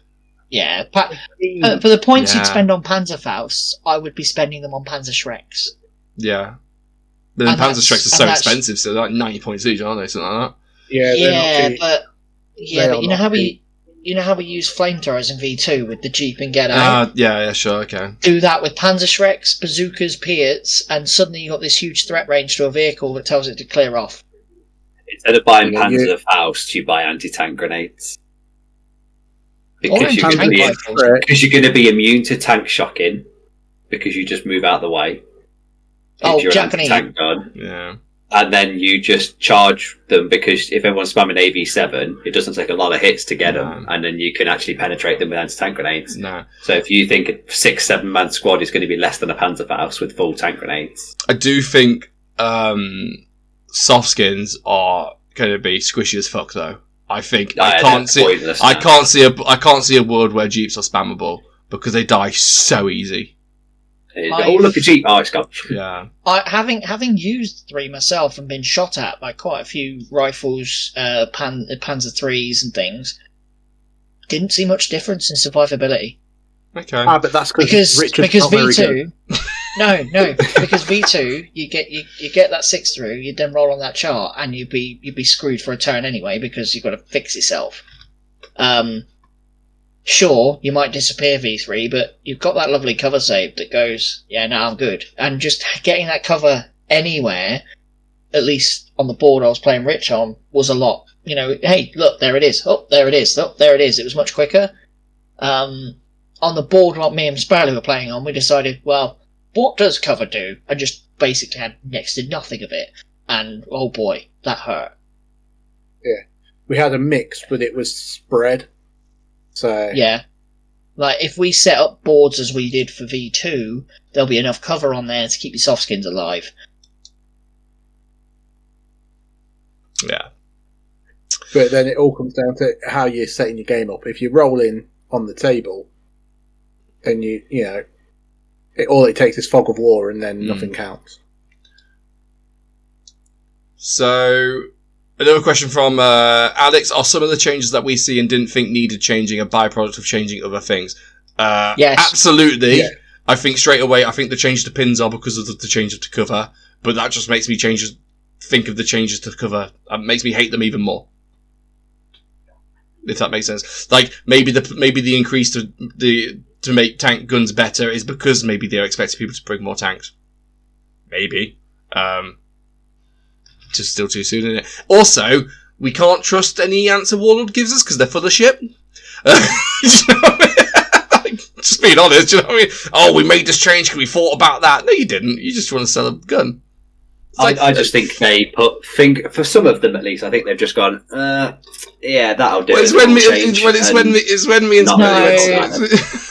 I don't think it's that bad. I think the issue is the playtesting wasn't done with the whole game. It was done with, let's spend an hour on how this interacts and then leave it there, instead of playing the game through and going, what, that was too good, why? Let's play the rest of the game through and see why.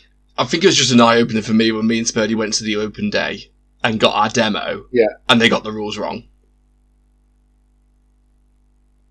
Yeah, and not even not even little changes. They got measuring ranges wrong. And and gave me and Spurdy this whole spiel about how it's only the two closest models that count for ranges. And it's all completely made up. Because I was like, oh my god, this is a massive change. How's no one talking about it? No one's talking about it because it's not a real change, but they were demoing it. And then, so when, these same people, and obviously I'm sure if you got one of the games designers and they said we did the X for Y, sure, great. But anyone who's not a direct games designer, someone in marketing or something giving you a spiel, you might as well listen to me. I don't fucking know anything. Do you know what I mean? So, we'll never really know what happened or what the real motivations was. I think the key, one of the keys to me is when me and Sparrow were playing, Sparrow was like, yeah, this is, we're doing far better than the one for the open day. And it's like, oh, okay. But I put that down to the marketing department not being good enough at marketing. And that's my main kind of disappointment with this whole thing. You've got this huge launch, which for their game, they put, I know why they put cover saves or it was asked for. They put it in because they want to grab more of the 40k Sigma and GW crowd that expect saves. You can say anything about them, they expect saves. So they want to grab more of that crowd because they're all there and it's becoming mainstream, so they want to kind of siphon off the little bits. Which is fine, but come on now, the marketing's got to be right for it. So many people, though, once you're in 40k and Sigma, the Games Workshop thing, you sit in that lane. And the only time you leave that lane is when you want something different. So if you come out and make another, a World War II version of 40k at home, why am I going to go over there to play basically almost the same game again? I see it. The way I see it is that they've basically deep-throated a big bunch of member bearers from 3rd edition 40k. Yeah. Do you can see that from the army book. Exactly. Do you remember cover saves? Do you remember? That's literally it. I wish I'd actually thought of that in advance. I'd have put it on the soundboard because it is just member bearers. Farm remembers. That's another thing. That's another thing I really appreciate from this edition as well is the way they've laid out the army books or the armies of so far, where they've got things like mortar and it says weapon, light mortar, 20 points, whatever. It says to upgrade to a medium, it's plus this. To upgrade to a heavy, it's plus that. Rather than having 3 different unit entries. That's not going to last. That's not going to last at all. Oh, Dan, you ready for this? Already confusion, because in the rifle platoon you can take a light mortar, and people are going, well, I can upgrade my light mortar to a heavy. Yes. Yeah. It does work, but at the same time, it doesn't work because, like, in the US bit, it's got the automatic cannons, and you can take one heavy automatic cannon on a rotating platform. Now, I'm not that clued up on all the different types of guns to go. I need to buy this model. So I did like it when it used to tell me that it was an M1 37mm. Yeah, but it doesn't anymore. And it'll come back. That'll come back. The only reason they'll probably get the name. Because somebody else has had to tell me that. Yeah. So, I do like the app though. Other good stuff. The app's good. I've spent my £2. The only thing I don't like is you can't copy and paste units and platoons. There's no copy button. What I want to do is I want to put one FT17 in and press the copy button 4 times. Then I want to go on the FT17 platoon button and press that button 4 times. Because otherwise I have to just add FT17, add FT17, add FT17. It's just my carpal tunnel, man. I can't cope with it. Can't do it. No, save me, boys, save me. FT17's I have to earn it. Is your price? No, I just go on Excel and I do it that way instead. Send it in. Because I send it in. Yeah, because I want to be able to copy and paste my list so that I can paste it into WhatsApp. Because sending PDFs and then people trying to read them on phones, it's a pain in the arse. Whereas when I can just go export to text, copy, paste, done. So I've sent that into the app, guys and girl, and in under an hour I got an email back saying, "Yeah, we'll add it to the list." And they're going, "We're working on this, and this." So at some point, hopefully, we'll get to it. If you've got any other ideas, let us know. And I think the people doing the app because development, the app is actual coder developers that understand what users want. Yeah, well, the people that are doing this app development now are so responsive. It's really good to see. Obviously, the proof is in the pudding because it's easy to go, yep. But then if you don't do anything, then I am being told in the chat that apparently you apparently can already duplicate platoons. So someone just needs to show me because I'm an idiot. Next one going, just to keep us running, is from Alex again. He loves it. Reversing off the board defeats the point of spending the points on the now ever so slightly cheaper big tanks with long-range guns, because you still have to drive big gun forward and hit them with your sword, aka 40k guard tanks. Yeah. Or also, if you sit there on the back, board edge with your +1 to hit, taking advantage of the long range, you're just going to fail an auto check and run off the board with your 400-point tank. Yeah. Don't do it. It does make officers better with accompanying them behind a tank, because the turn they do fail because the officer's there, they do have to pivot and go round, so it's a slightly longer journey. So you get our turns reprieve. Yeah. You've got to do what I was doing in V2, which is your officer lives behind the tank. Mm. Yeah. One thing I'm not thankful for from this edition is Warlord. Please hire proofreaders and people that read the rules and try and make them make sense. Because there are so many rules in there where it could just be, the rule is, do this and add 1. Instead, they have a whole fucking paragraph about it and make it as complicated as they possibly can, where it just needs to be simple. Like, GW used to do this. They used to do really stupid, complicated rules. And then about 2 editions ago, they changed to just going, here's a bit of blurb about the rule, and then bullet points. You go, you do this, you do that, and that is the rule. And that's what Warlord need now. They need to simplify some of the text in their wording. Yeah, but Dan, you're missing the point. It's all about the member bearers. And back in the 80s and the 90s, someone would give you a history on the Battle of Agincourt and how it's a great thing, and then after 400 words be like, that's why this unit gets +1 to their save. And you go, oh, okay then, brilliant, that's why. Like, just deep throat those member bearers, and it'll all make sense. Yeah.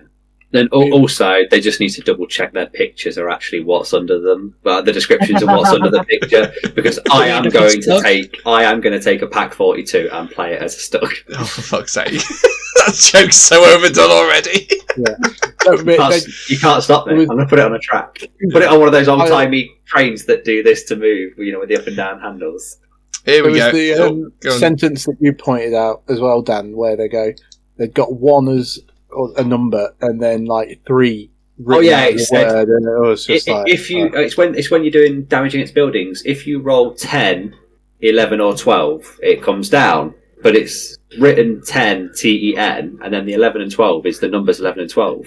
And I know that there's some grammatical thing where between 1 and 9 you write the word because it's small, and then you can do the numbers. But it's 10, 11, 12. It's just 3 numbers. Make it the same. I very much enjoyed those hours on WhatsApp when you'd first got the book, Dan, and it was just you sending screenshots. Going, what the fuck? I was entertained for a good hour. and I saw that they stopped the officer's snap bubble thing, that you can't chain officers into officers to make them snap as well. It's a good job too, because it would have been very easy. Yeah. I'll snap here, do all of my dice, you're going. Yeah. 4 high-ranking officers. To be fair, I mean, that's the thing. That thing that happened in me and Spurder's game, because he was a German player and he had about 3 or 4 officers. It was he had the first 12 dice out because he just went 1. Oh yeah, and everything goes, and 1, and everything goes, and 1, and everything goes. I'm just sitting there, just like, yeah. You're going, yeah. Another question from Alan Tibbetts. How about 4x7 man scout squads deploying to cover every inch of quarters map DZE to prevent first waves reserves from entering the board? For God's sake, it still to this day doesn't say in the board in the rule book in the book that you can't cover off an entire board unless you stop someone coming from reserve.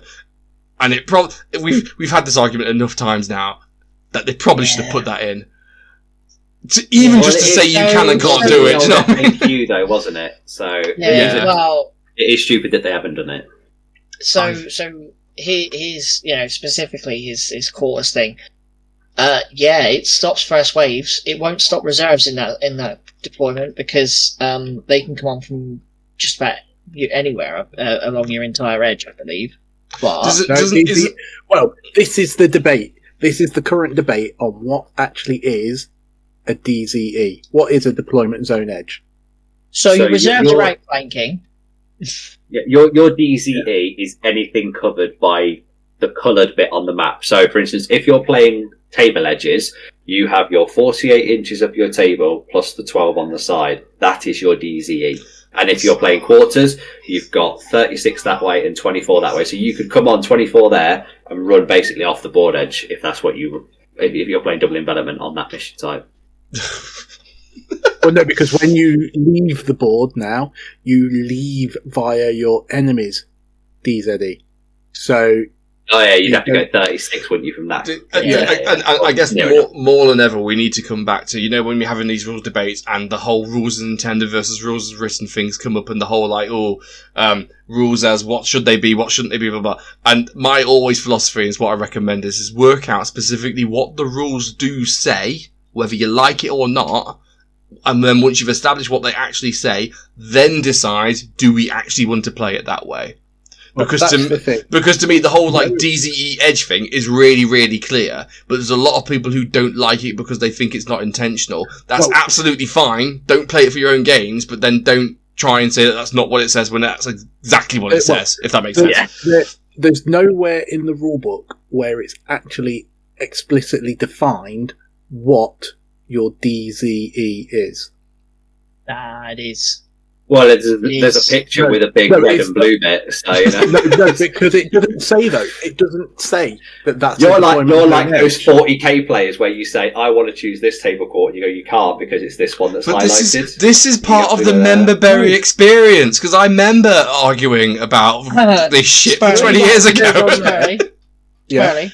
Page 165, breakthrough, first sentence. Both players must try to move off as many of their units off the table from the enemy player's deployment zone's edge, DZE for short. It is defined in the rulebook. Is it in the right place? No. Putting the words in the book is not a definition.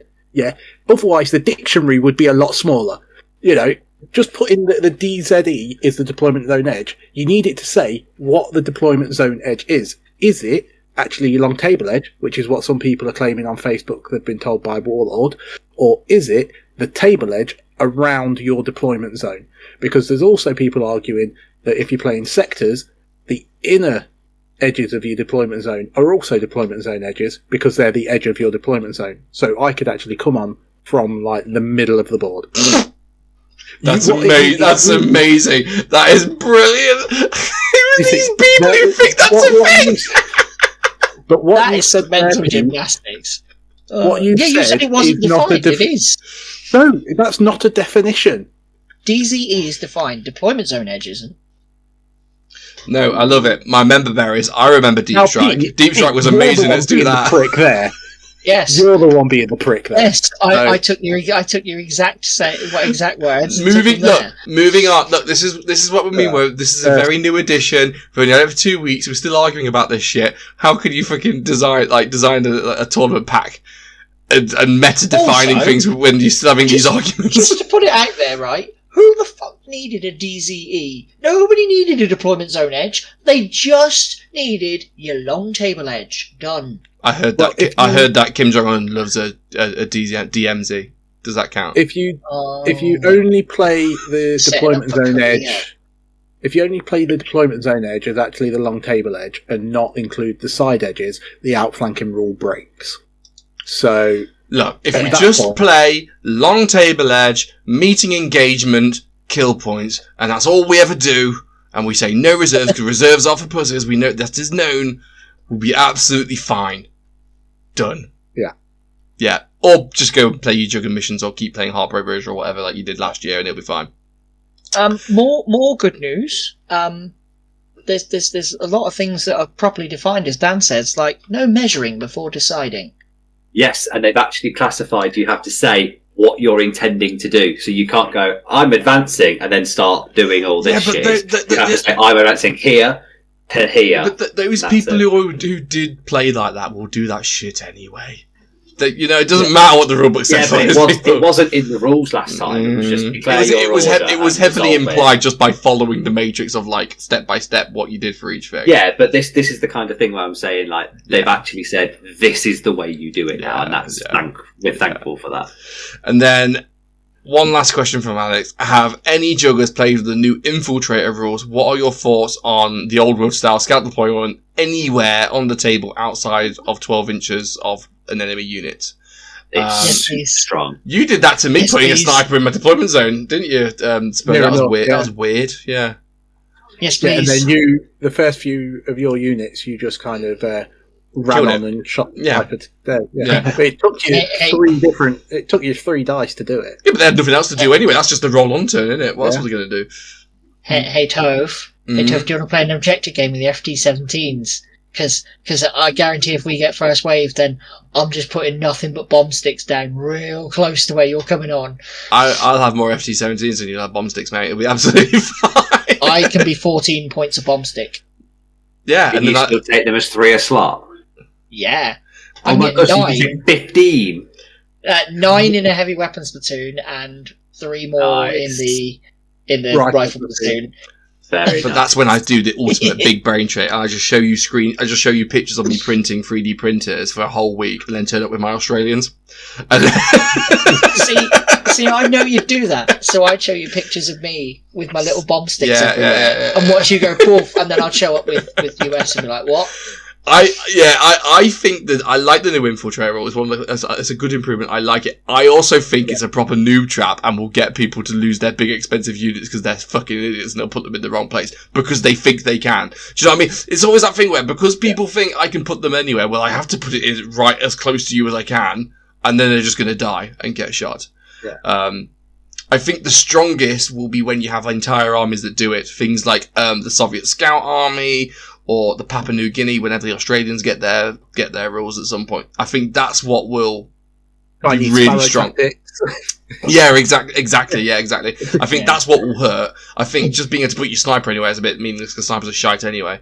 Nice Germans are currently, my opinion, Germany's currently the strongest because of Hitler's buzzsaw. Because a Stuart is 3, 6, 9 shots, yeah? But a P3 is 4, 8, 12 shots. Yeah, true. Suddenly they've got the tanks that can hurt you more.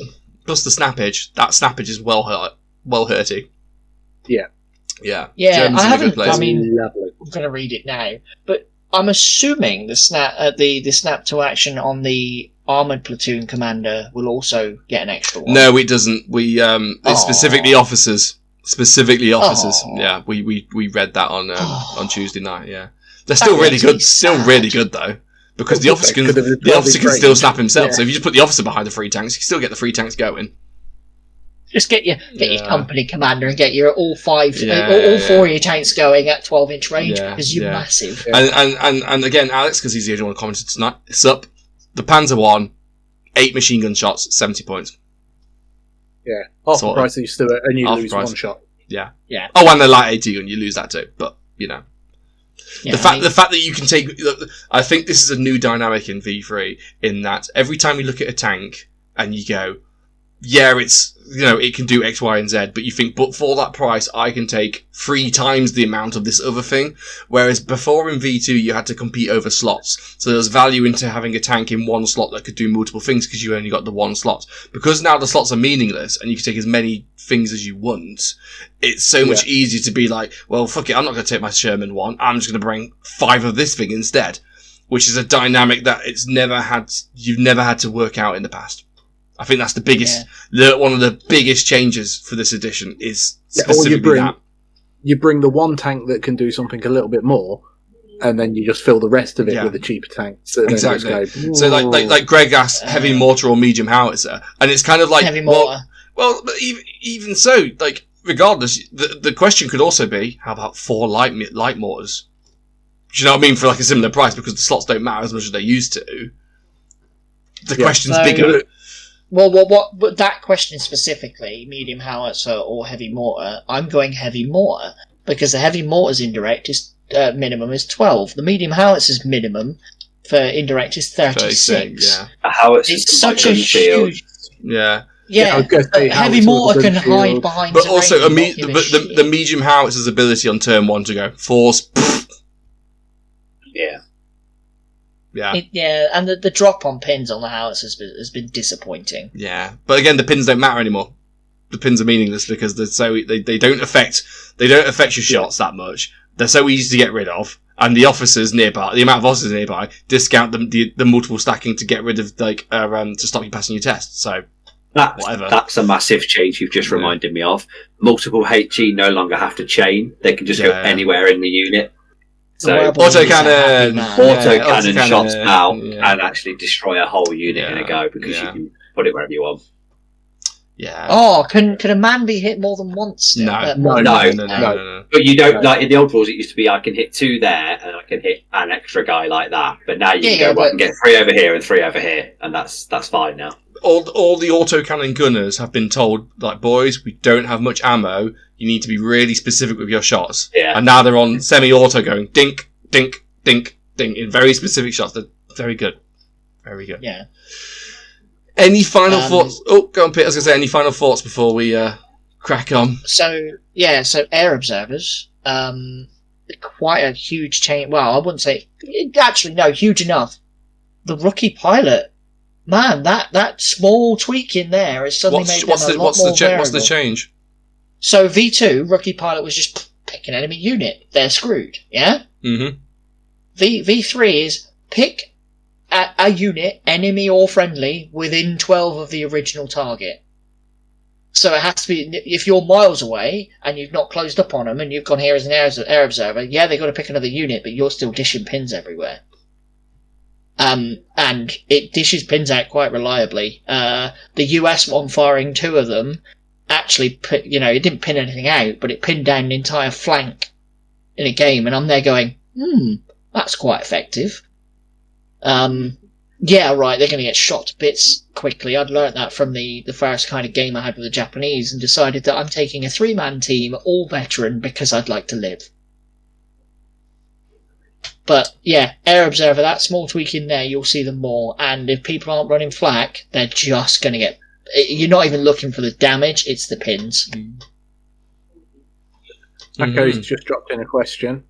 Are bamboo spearfighter hoods still going to be a thing? They're dead. Right, They can't fight. Yeah, I don't think they'll be. And you might get a couple of units of them, like cheap 5-man units to just stay at the back and do nothing on an objective, or because the way objectives has changed now that they're taggable and you can move off them, I imagine 2 or 3 small units of them to just run to an objective, tag it, and then fuck off and try and tie something up. Okay, yeah. Dan, I'm gonna put this to you. Ready? Would you spend 30 points on 5 bamboo spearmen or 35 points on 5 NX men with rifles? Rifles, because there's no NX. The NX guys can still hit now. Yeah. There's no sevens anymore. The bamboo horde is gone. Anybody that bought 130 plus of them, what a waste of money. I think having armies that can take like 30 shirkers to just sit on the back line of objectives will be doing that every day now, because again the pins don't matter as much. And you're still shooting great, and it's still the body on an objective. So yeah, like Alex has just said, you'll always upgrade your spearmen to militia now. Yeah, always. So the only downside is infantry food bar is massive because you can run off the board if you're within 12 and you run away. But then if you leave them in cover, then they're not going. They can't run 12. Can they run 6? Like meh. Well, Shirkers are suffering from the errata from V2 that came through. Well, the FAQ/errata from V2 that meant that 4 pins on a Shirker unit, they've pinned out. Nobody's going to take them. Just keep them down forever, and every turn they'll shed their pins. Yeah, that down forever is going to be quite a huge change for your home objective. It's going to be, I've got my 5-man squad, they're down forever. Yeah. The only other way you're going to do it is you've got to commit 5 dice to shoot at it. Which is easy, which isn't as hard as it used to be fair, at the same time. I don't know, it's just, we know so little. This is all so new. Massive new thing. Sorry, it's something I saw almost immediately. I don't know if Alex saw it, he's a fellow Japanese player, but our minimum squad sizes are at 5 men now. I wonder if that will last when the army books come out in 2020 million. Yeah, don't know. But minimum squad sizes for the regular infantry used to be 7 and up. But now it being down at 5, I'm looking at it going, some of these are a little more viable now. Interesting. Right, shall we crack on with the Hobby Lobby? Yeah. We're not doing WPC back. Oh, fuck yeah, WPC back. I mean, we kind of touched it a little bit. 1100 points, bring what you want. Good. Right. Hobby Lobby. Well, to be fair, and just to go back, WCC, it was 1100 points, bring what you want. Didn't you also say that it's still technically subject to change if something mega comes up in the next? It is a living document. Okay. So at what point does that get locked in? Probably a couple of months before the event. Okay. Yeah. Obviously, we will have to change it in a few months when the Armies of Germany book comes out. I think there's one other army book that's released before the event. It might be the Soviets. It's released. No, it's a US book, and it's released like the weekend of. Oh, okay. In that case, then it'd just be the Armies of Germany book. But it's only going to be changed if we see something absolutely broken and something that no one actually wants to play against. I don't want to play against 20 FC-17s. The old WTC was very much bring what you kind of want, but I think we're going to try and keep it as close to that as possible because it's the WTC. If you come to play the best players and the best lists, so and in those situations, if somebody's bringing, say, all the FT-17s. They've got to expect to come up against the actual hard counter at some point as well. Let's talk about the one change that is in this year, because obviously the 1100 points is a slightly improved points thingy, and there are reasons behind it. I have 5 reasons why it's been changed. I won't go into them right now. But the biggest change of all is you are now allowed to take 5 lists. I like it. For your team of 4. So you can take 5 or 4 generic lists, let's say, and then 1 completely tilted list. So it's completely geared to do one thing and one thing only. Because if you know you're going to be playing a nation that likes to bring tank platoons, for instance, well, you can write a list with 19 anti-tank rifles in it, and you can swap it in for that one game. And when you play your captain's bluff at the start to see what lists get matched up, you can hope to get that matchup, and then it's a real bonus for your team. Yeah, so just for anybody that doesn't know, before you wrote 5 lists, but you brought 4. Yeah. And nobody knew what those 4 were that you were bringing until you got to the event. No, so the 5th list was kind of like to throw you off kind of thing. Yeah. Now it's write 5 lists, bring 5 lists, and you pick 4 of them for each round. Yeah, so you could literally keep swapping which 4 you play every single round. So that said, I'm pretty sure if a team is too poor to bring all 5 lists, then they can just omit one immediately. Oh yeah, if you only want to bring 4 lists because that's what you practice with and you are happy playing with just 4 lists, then more power to you, that's, you can do that. But if you want to have that option of bringing 5, and I'm sure a lot of nations will do, then the option's there. Well, it's almost a step towards what the Welsh were threatening to do in Spain this year, when instead of picking the list to play the list, they were going to swap the players on the lists so that they were actually picking the player to play their opponent, because they knew that the person's play styles rather than the list style was how they'd beat them. They didn't do it in the end. They should have didn't do it, which I was disappointed about. Again, there is nothing in that pack that says players can only play 1 list per person. Oh well, Team England have already worked that out. Especially because me and Alex are basically Polish one day and then Chinese the next, and then German. It helps that me and Alex are basically the same person. Yeah. Yeah, the big problem if he plays Chinese, that's an illegal list right now. I'm going to write my own Chinese list with blackjack and hookers. It's just Japanese twice, dudes. It's fine. Is it going to come with a set menu for 4?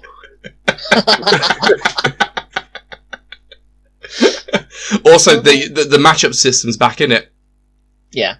It is. I like that system. I think it's better than the other ones. Yeah. So let's go through how it works.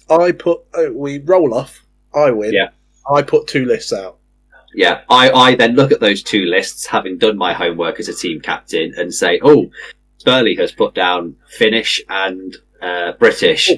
I think the 2 lists that would be best against that would be Italians and French. And then Spurley then picks the matchups. You've already had to pick your 4 lists before. Yeah, your 4 lists are decided before the captains start their matchups. Yeah. So you could say, so you say to yourself, say like I'm captain of one team and Spurley's captain of another. I say to myself, right, Spurley has written 5 lists that are all very tank heavy. So we're going to ditch one of the lists that is a combat heavy army, and we're taking our anti-tank list because we know it's going to do well this round. Yeah. When we then do the matchup, Spurley puts 2 up. I pick 2 to say these will be good against them. I give them to Spurley. He then decides who plays who, and then the remaining 2 get passed to the other captain, and he decides the other 2. Yeah, so there's a bit of tactical nuance there, maybe, where because I will have done my homework on Dan, and know he's got a very anti-tank heavy list.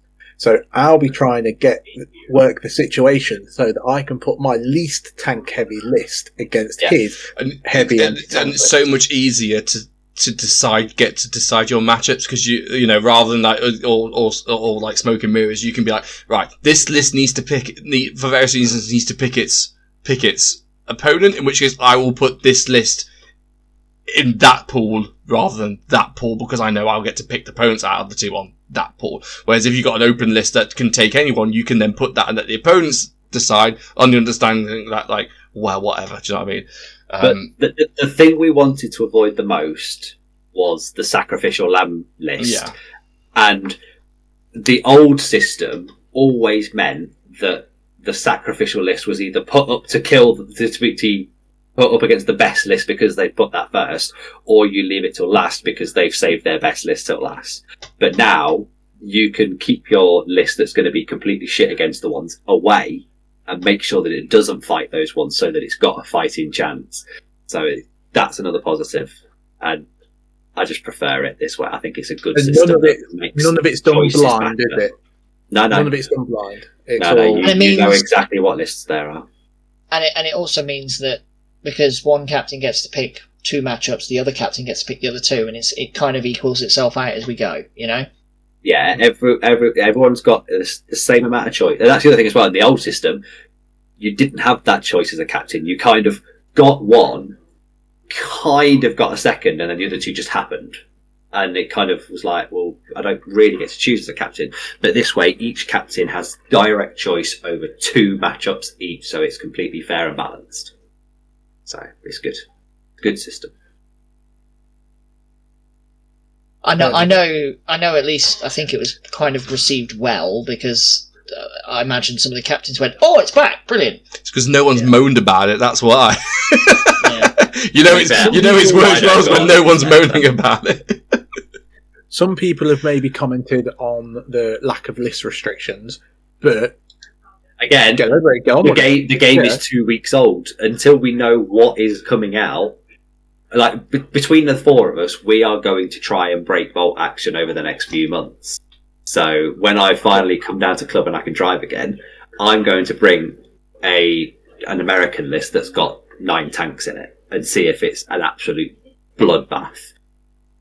Yeah. And if it is, then we're going to do some serious consideration to think, well, maybe we put in the limitations of 1 maximum platoon of tank or artillery types. But it is, we've got like 8 months until this happens, so just relax, guys. Got all the time in the world. Right, can we do Hobby Lobby now? Yeah. Sure. Okay.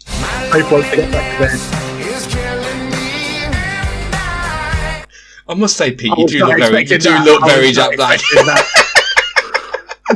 I can get the hair longer and go full Jack Black again if you want. Have you seen the trailer for Minecraft, the movie with Jack Black? Go and watch it. It's atrocious. He's like, I am Steve, and everyone's like, oh, okay then. He's Steve. That guy's Steve. I don't know if you've ever played Minecraft. Looks nothing like Steve. I say it as a man who's literally Steve is 2 blocks with some legs, and he still looks nothing like Jack Black.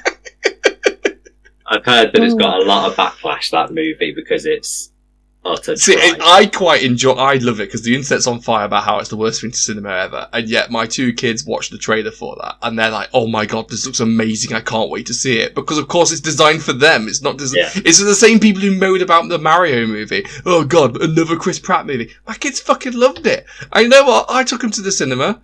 Yeah, it's a Chris Pratt movie. It's animated. It's fine. It's wicked. So I'm going to do the same thing with the Mario Minecraft movie.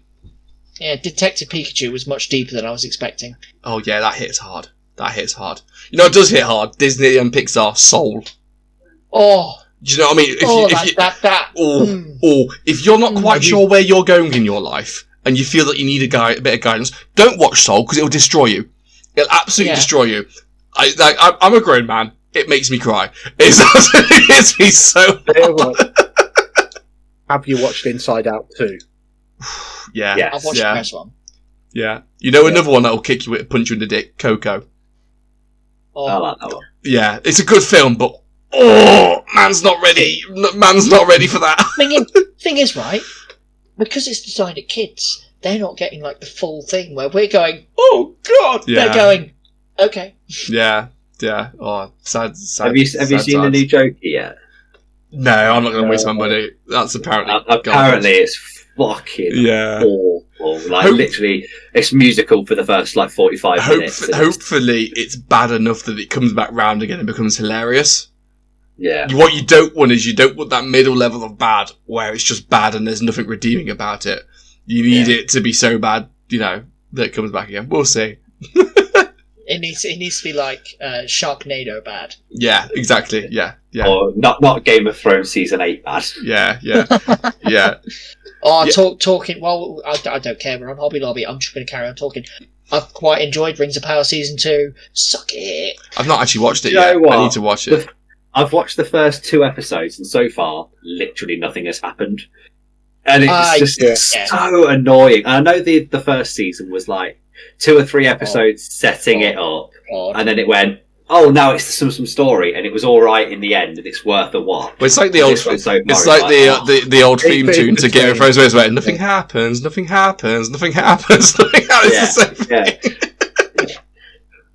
Dinklage intro is much better.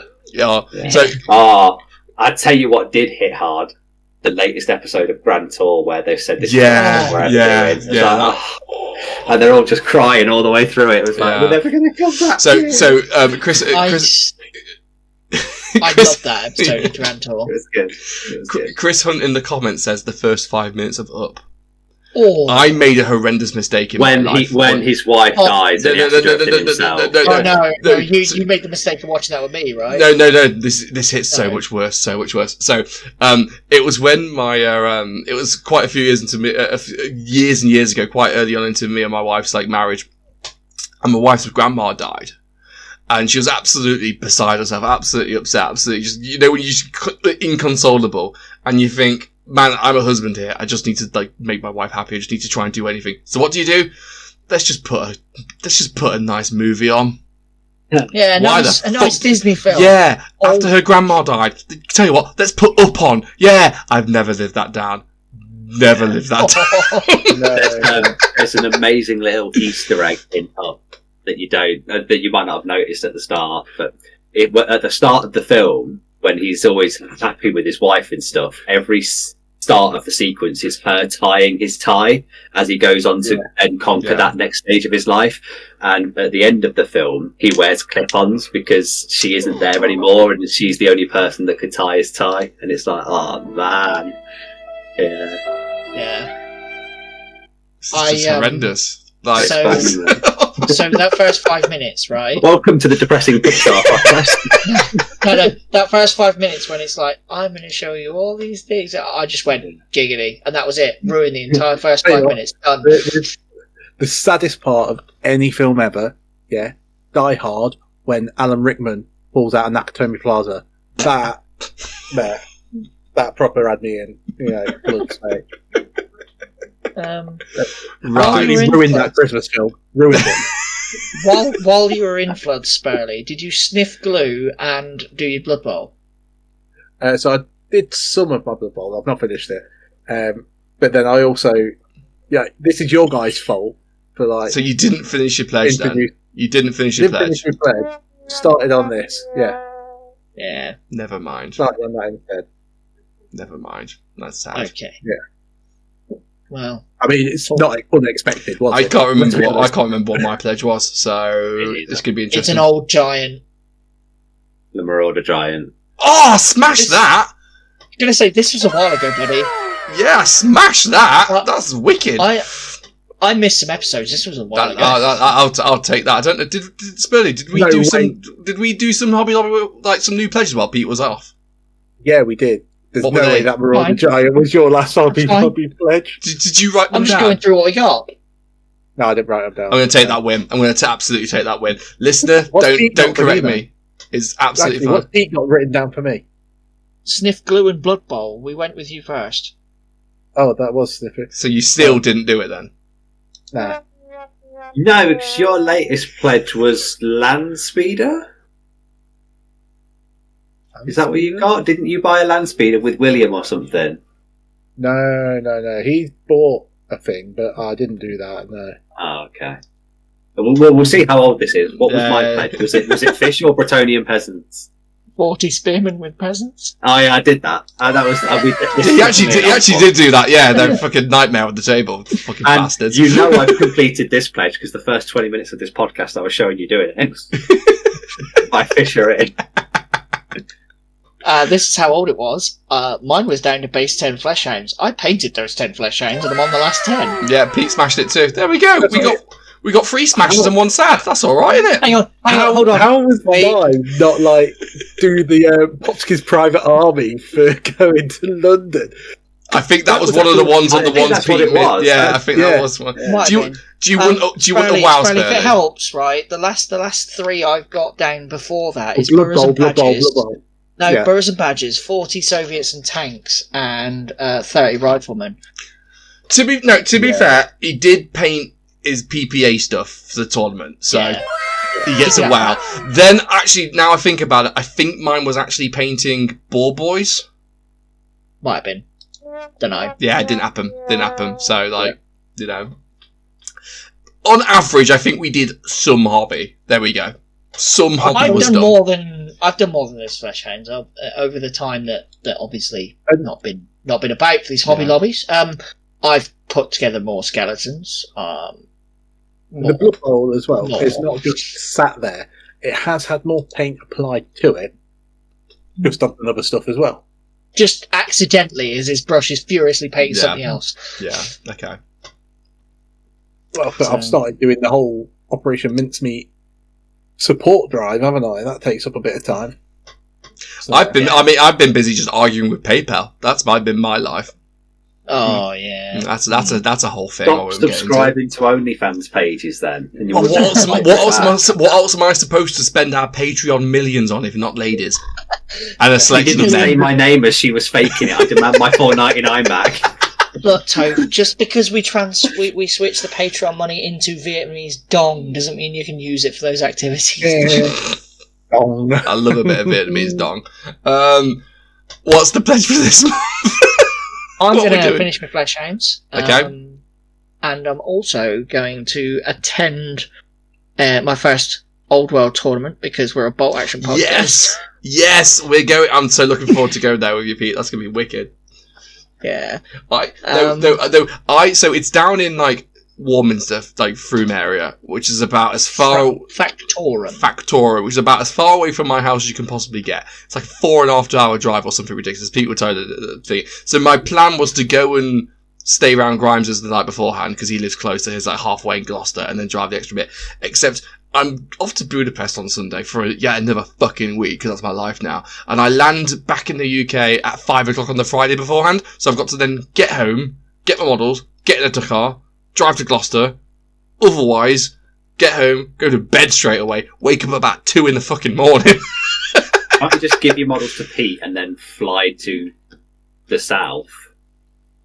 Get a return flight into... No, because work pay for that shit. And then I'm stuck down there like, what, grumble. We'll find, we'll make it work. It'll happen. Just anyone who's playing me at Old World on that day, enjoy your free win. Because I'm just going to be like... rank and flank. And then on top of that, I'll be... I don't know, doing some Bolt Action related things. No, I'll probably be jumping through a lot of Bolt Action games trying to figure out what's broken and what's not. Yeah. What's Toph doing? How long until we record again?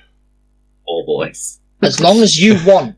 Okay, it'll be Boar Boys, because I would like to take them with me to Factorum, but I'm also aware I have about 2 days to fit them in, so it probably won't happen. Let's see how this goes. Put me down for some more Boar Boys, we'll see. I'm going to put you down for the Budapest Boar Boys. The Budapest Boar Boys. I could take them with me. That's a thought. I'll see what I can get done. I'll see what I can get done tomorrow and Saturday, and then I might just need to take some with me for Tuftage. Yeah. We'll see. It's always nicer doing Tuftage. Yeah. Spurley? Oh, I'm going to put my pledge up on the. There we go. So just have a look at your live stream. So I've got. What is that? Yeah.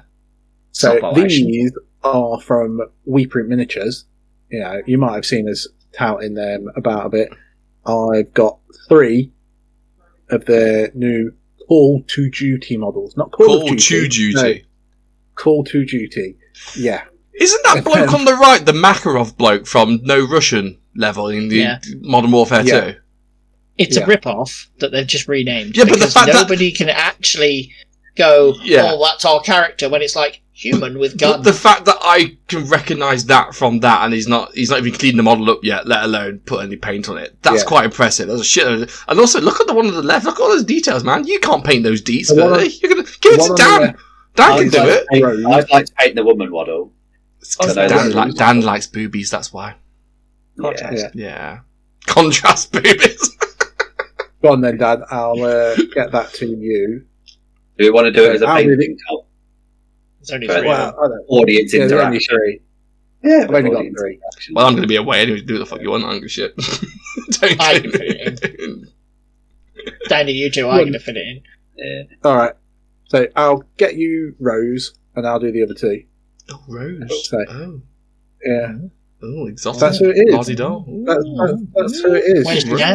Where's Jack and that door? Yeah. So. Dan, what are you paying? Or hobbying? Or pledging, I need to... He's going to paint the ceiling when he looks at fish. Yeah, I'm going to set up my 3D printer again because it's currently in the loft after the move to down here. So I need to print some stuff for the D&D group and possibly Spurley. Oh, I'm glad you picked that up. I did mean to mention that. Sorry. Yeah, I will. I will paint Rose, and I will try and put more paint on Bretonian bowman peasant models as well. There we go. It's exciting. And if the listeners or the viewers have ever noticed in the way I tend to do this, the order of this, is I do it PTSD. PTSD. That's such a shit joke. That's what we are. We are, yeah. Yeah, definitely. Welcome to Twats Anonymous. My name's Topher. I mean, I am still a bit of a twat, but I'm trying really hard to not. You're no longer anonymous by naming yourself. Always makes black. And my story is I once went to university in Leicester and I got into a bad crowd of other twats that kind of converted me. And unfortunately, they're all with me here tonight because I just can't escape their grasp at being a twat. So, yeah. Nice to be here, guys. Yeah. Yeah.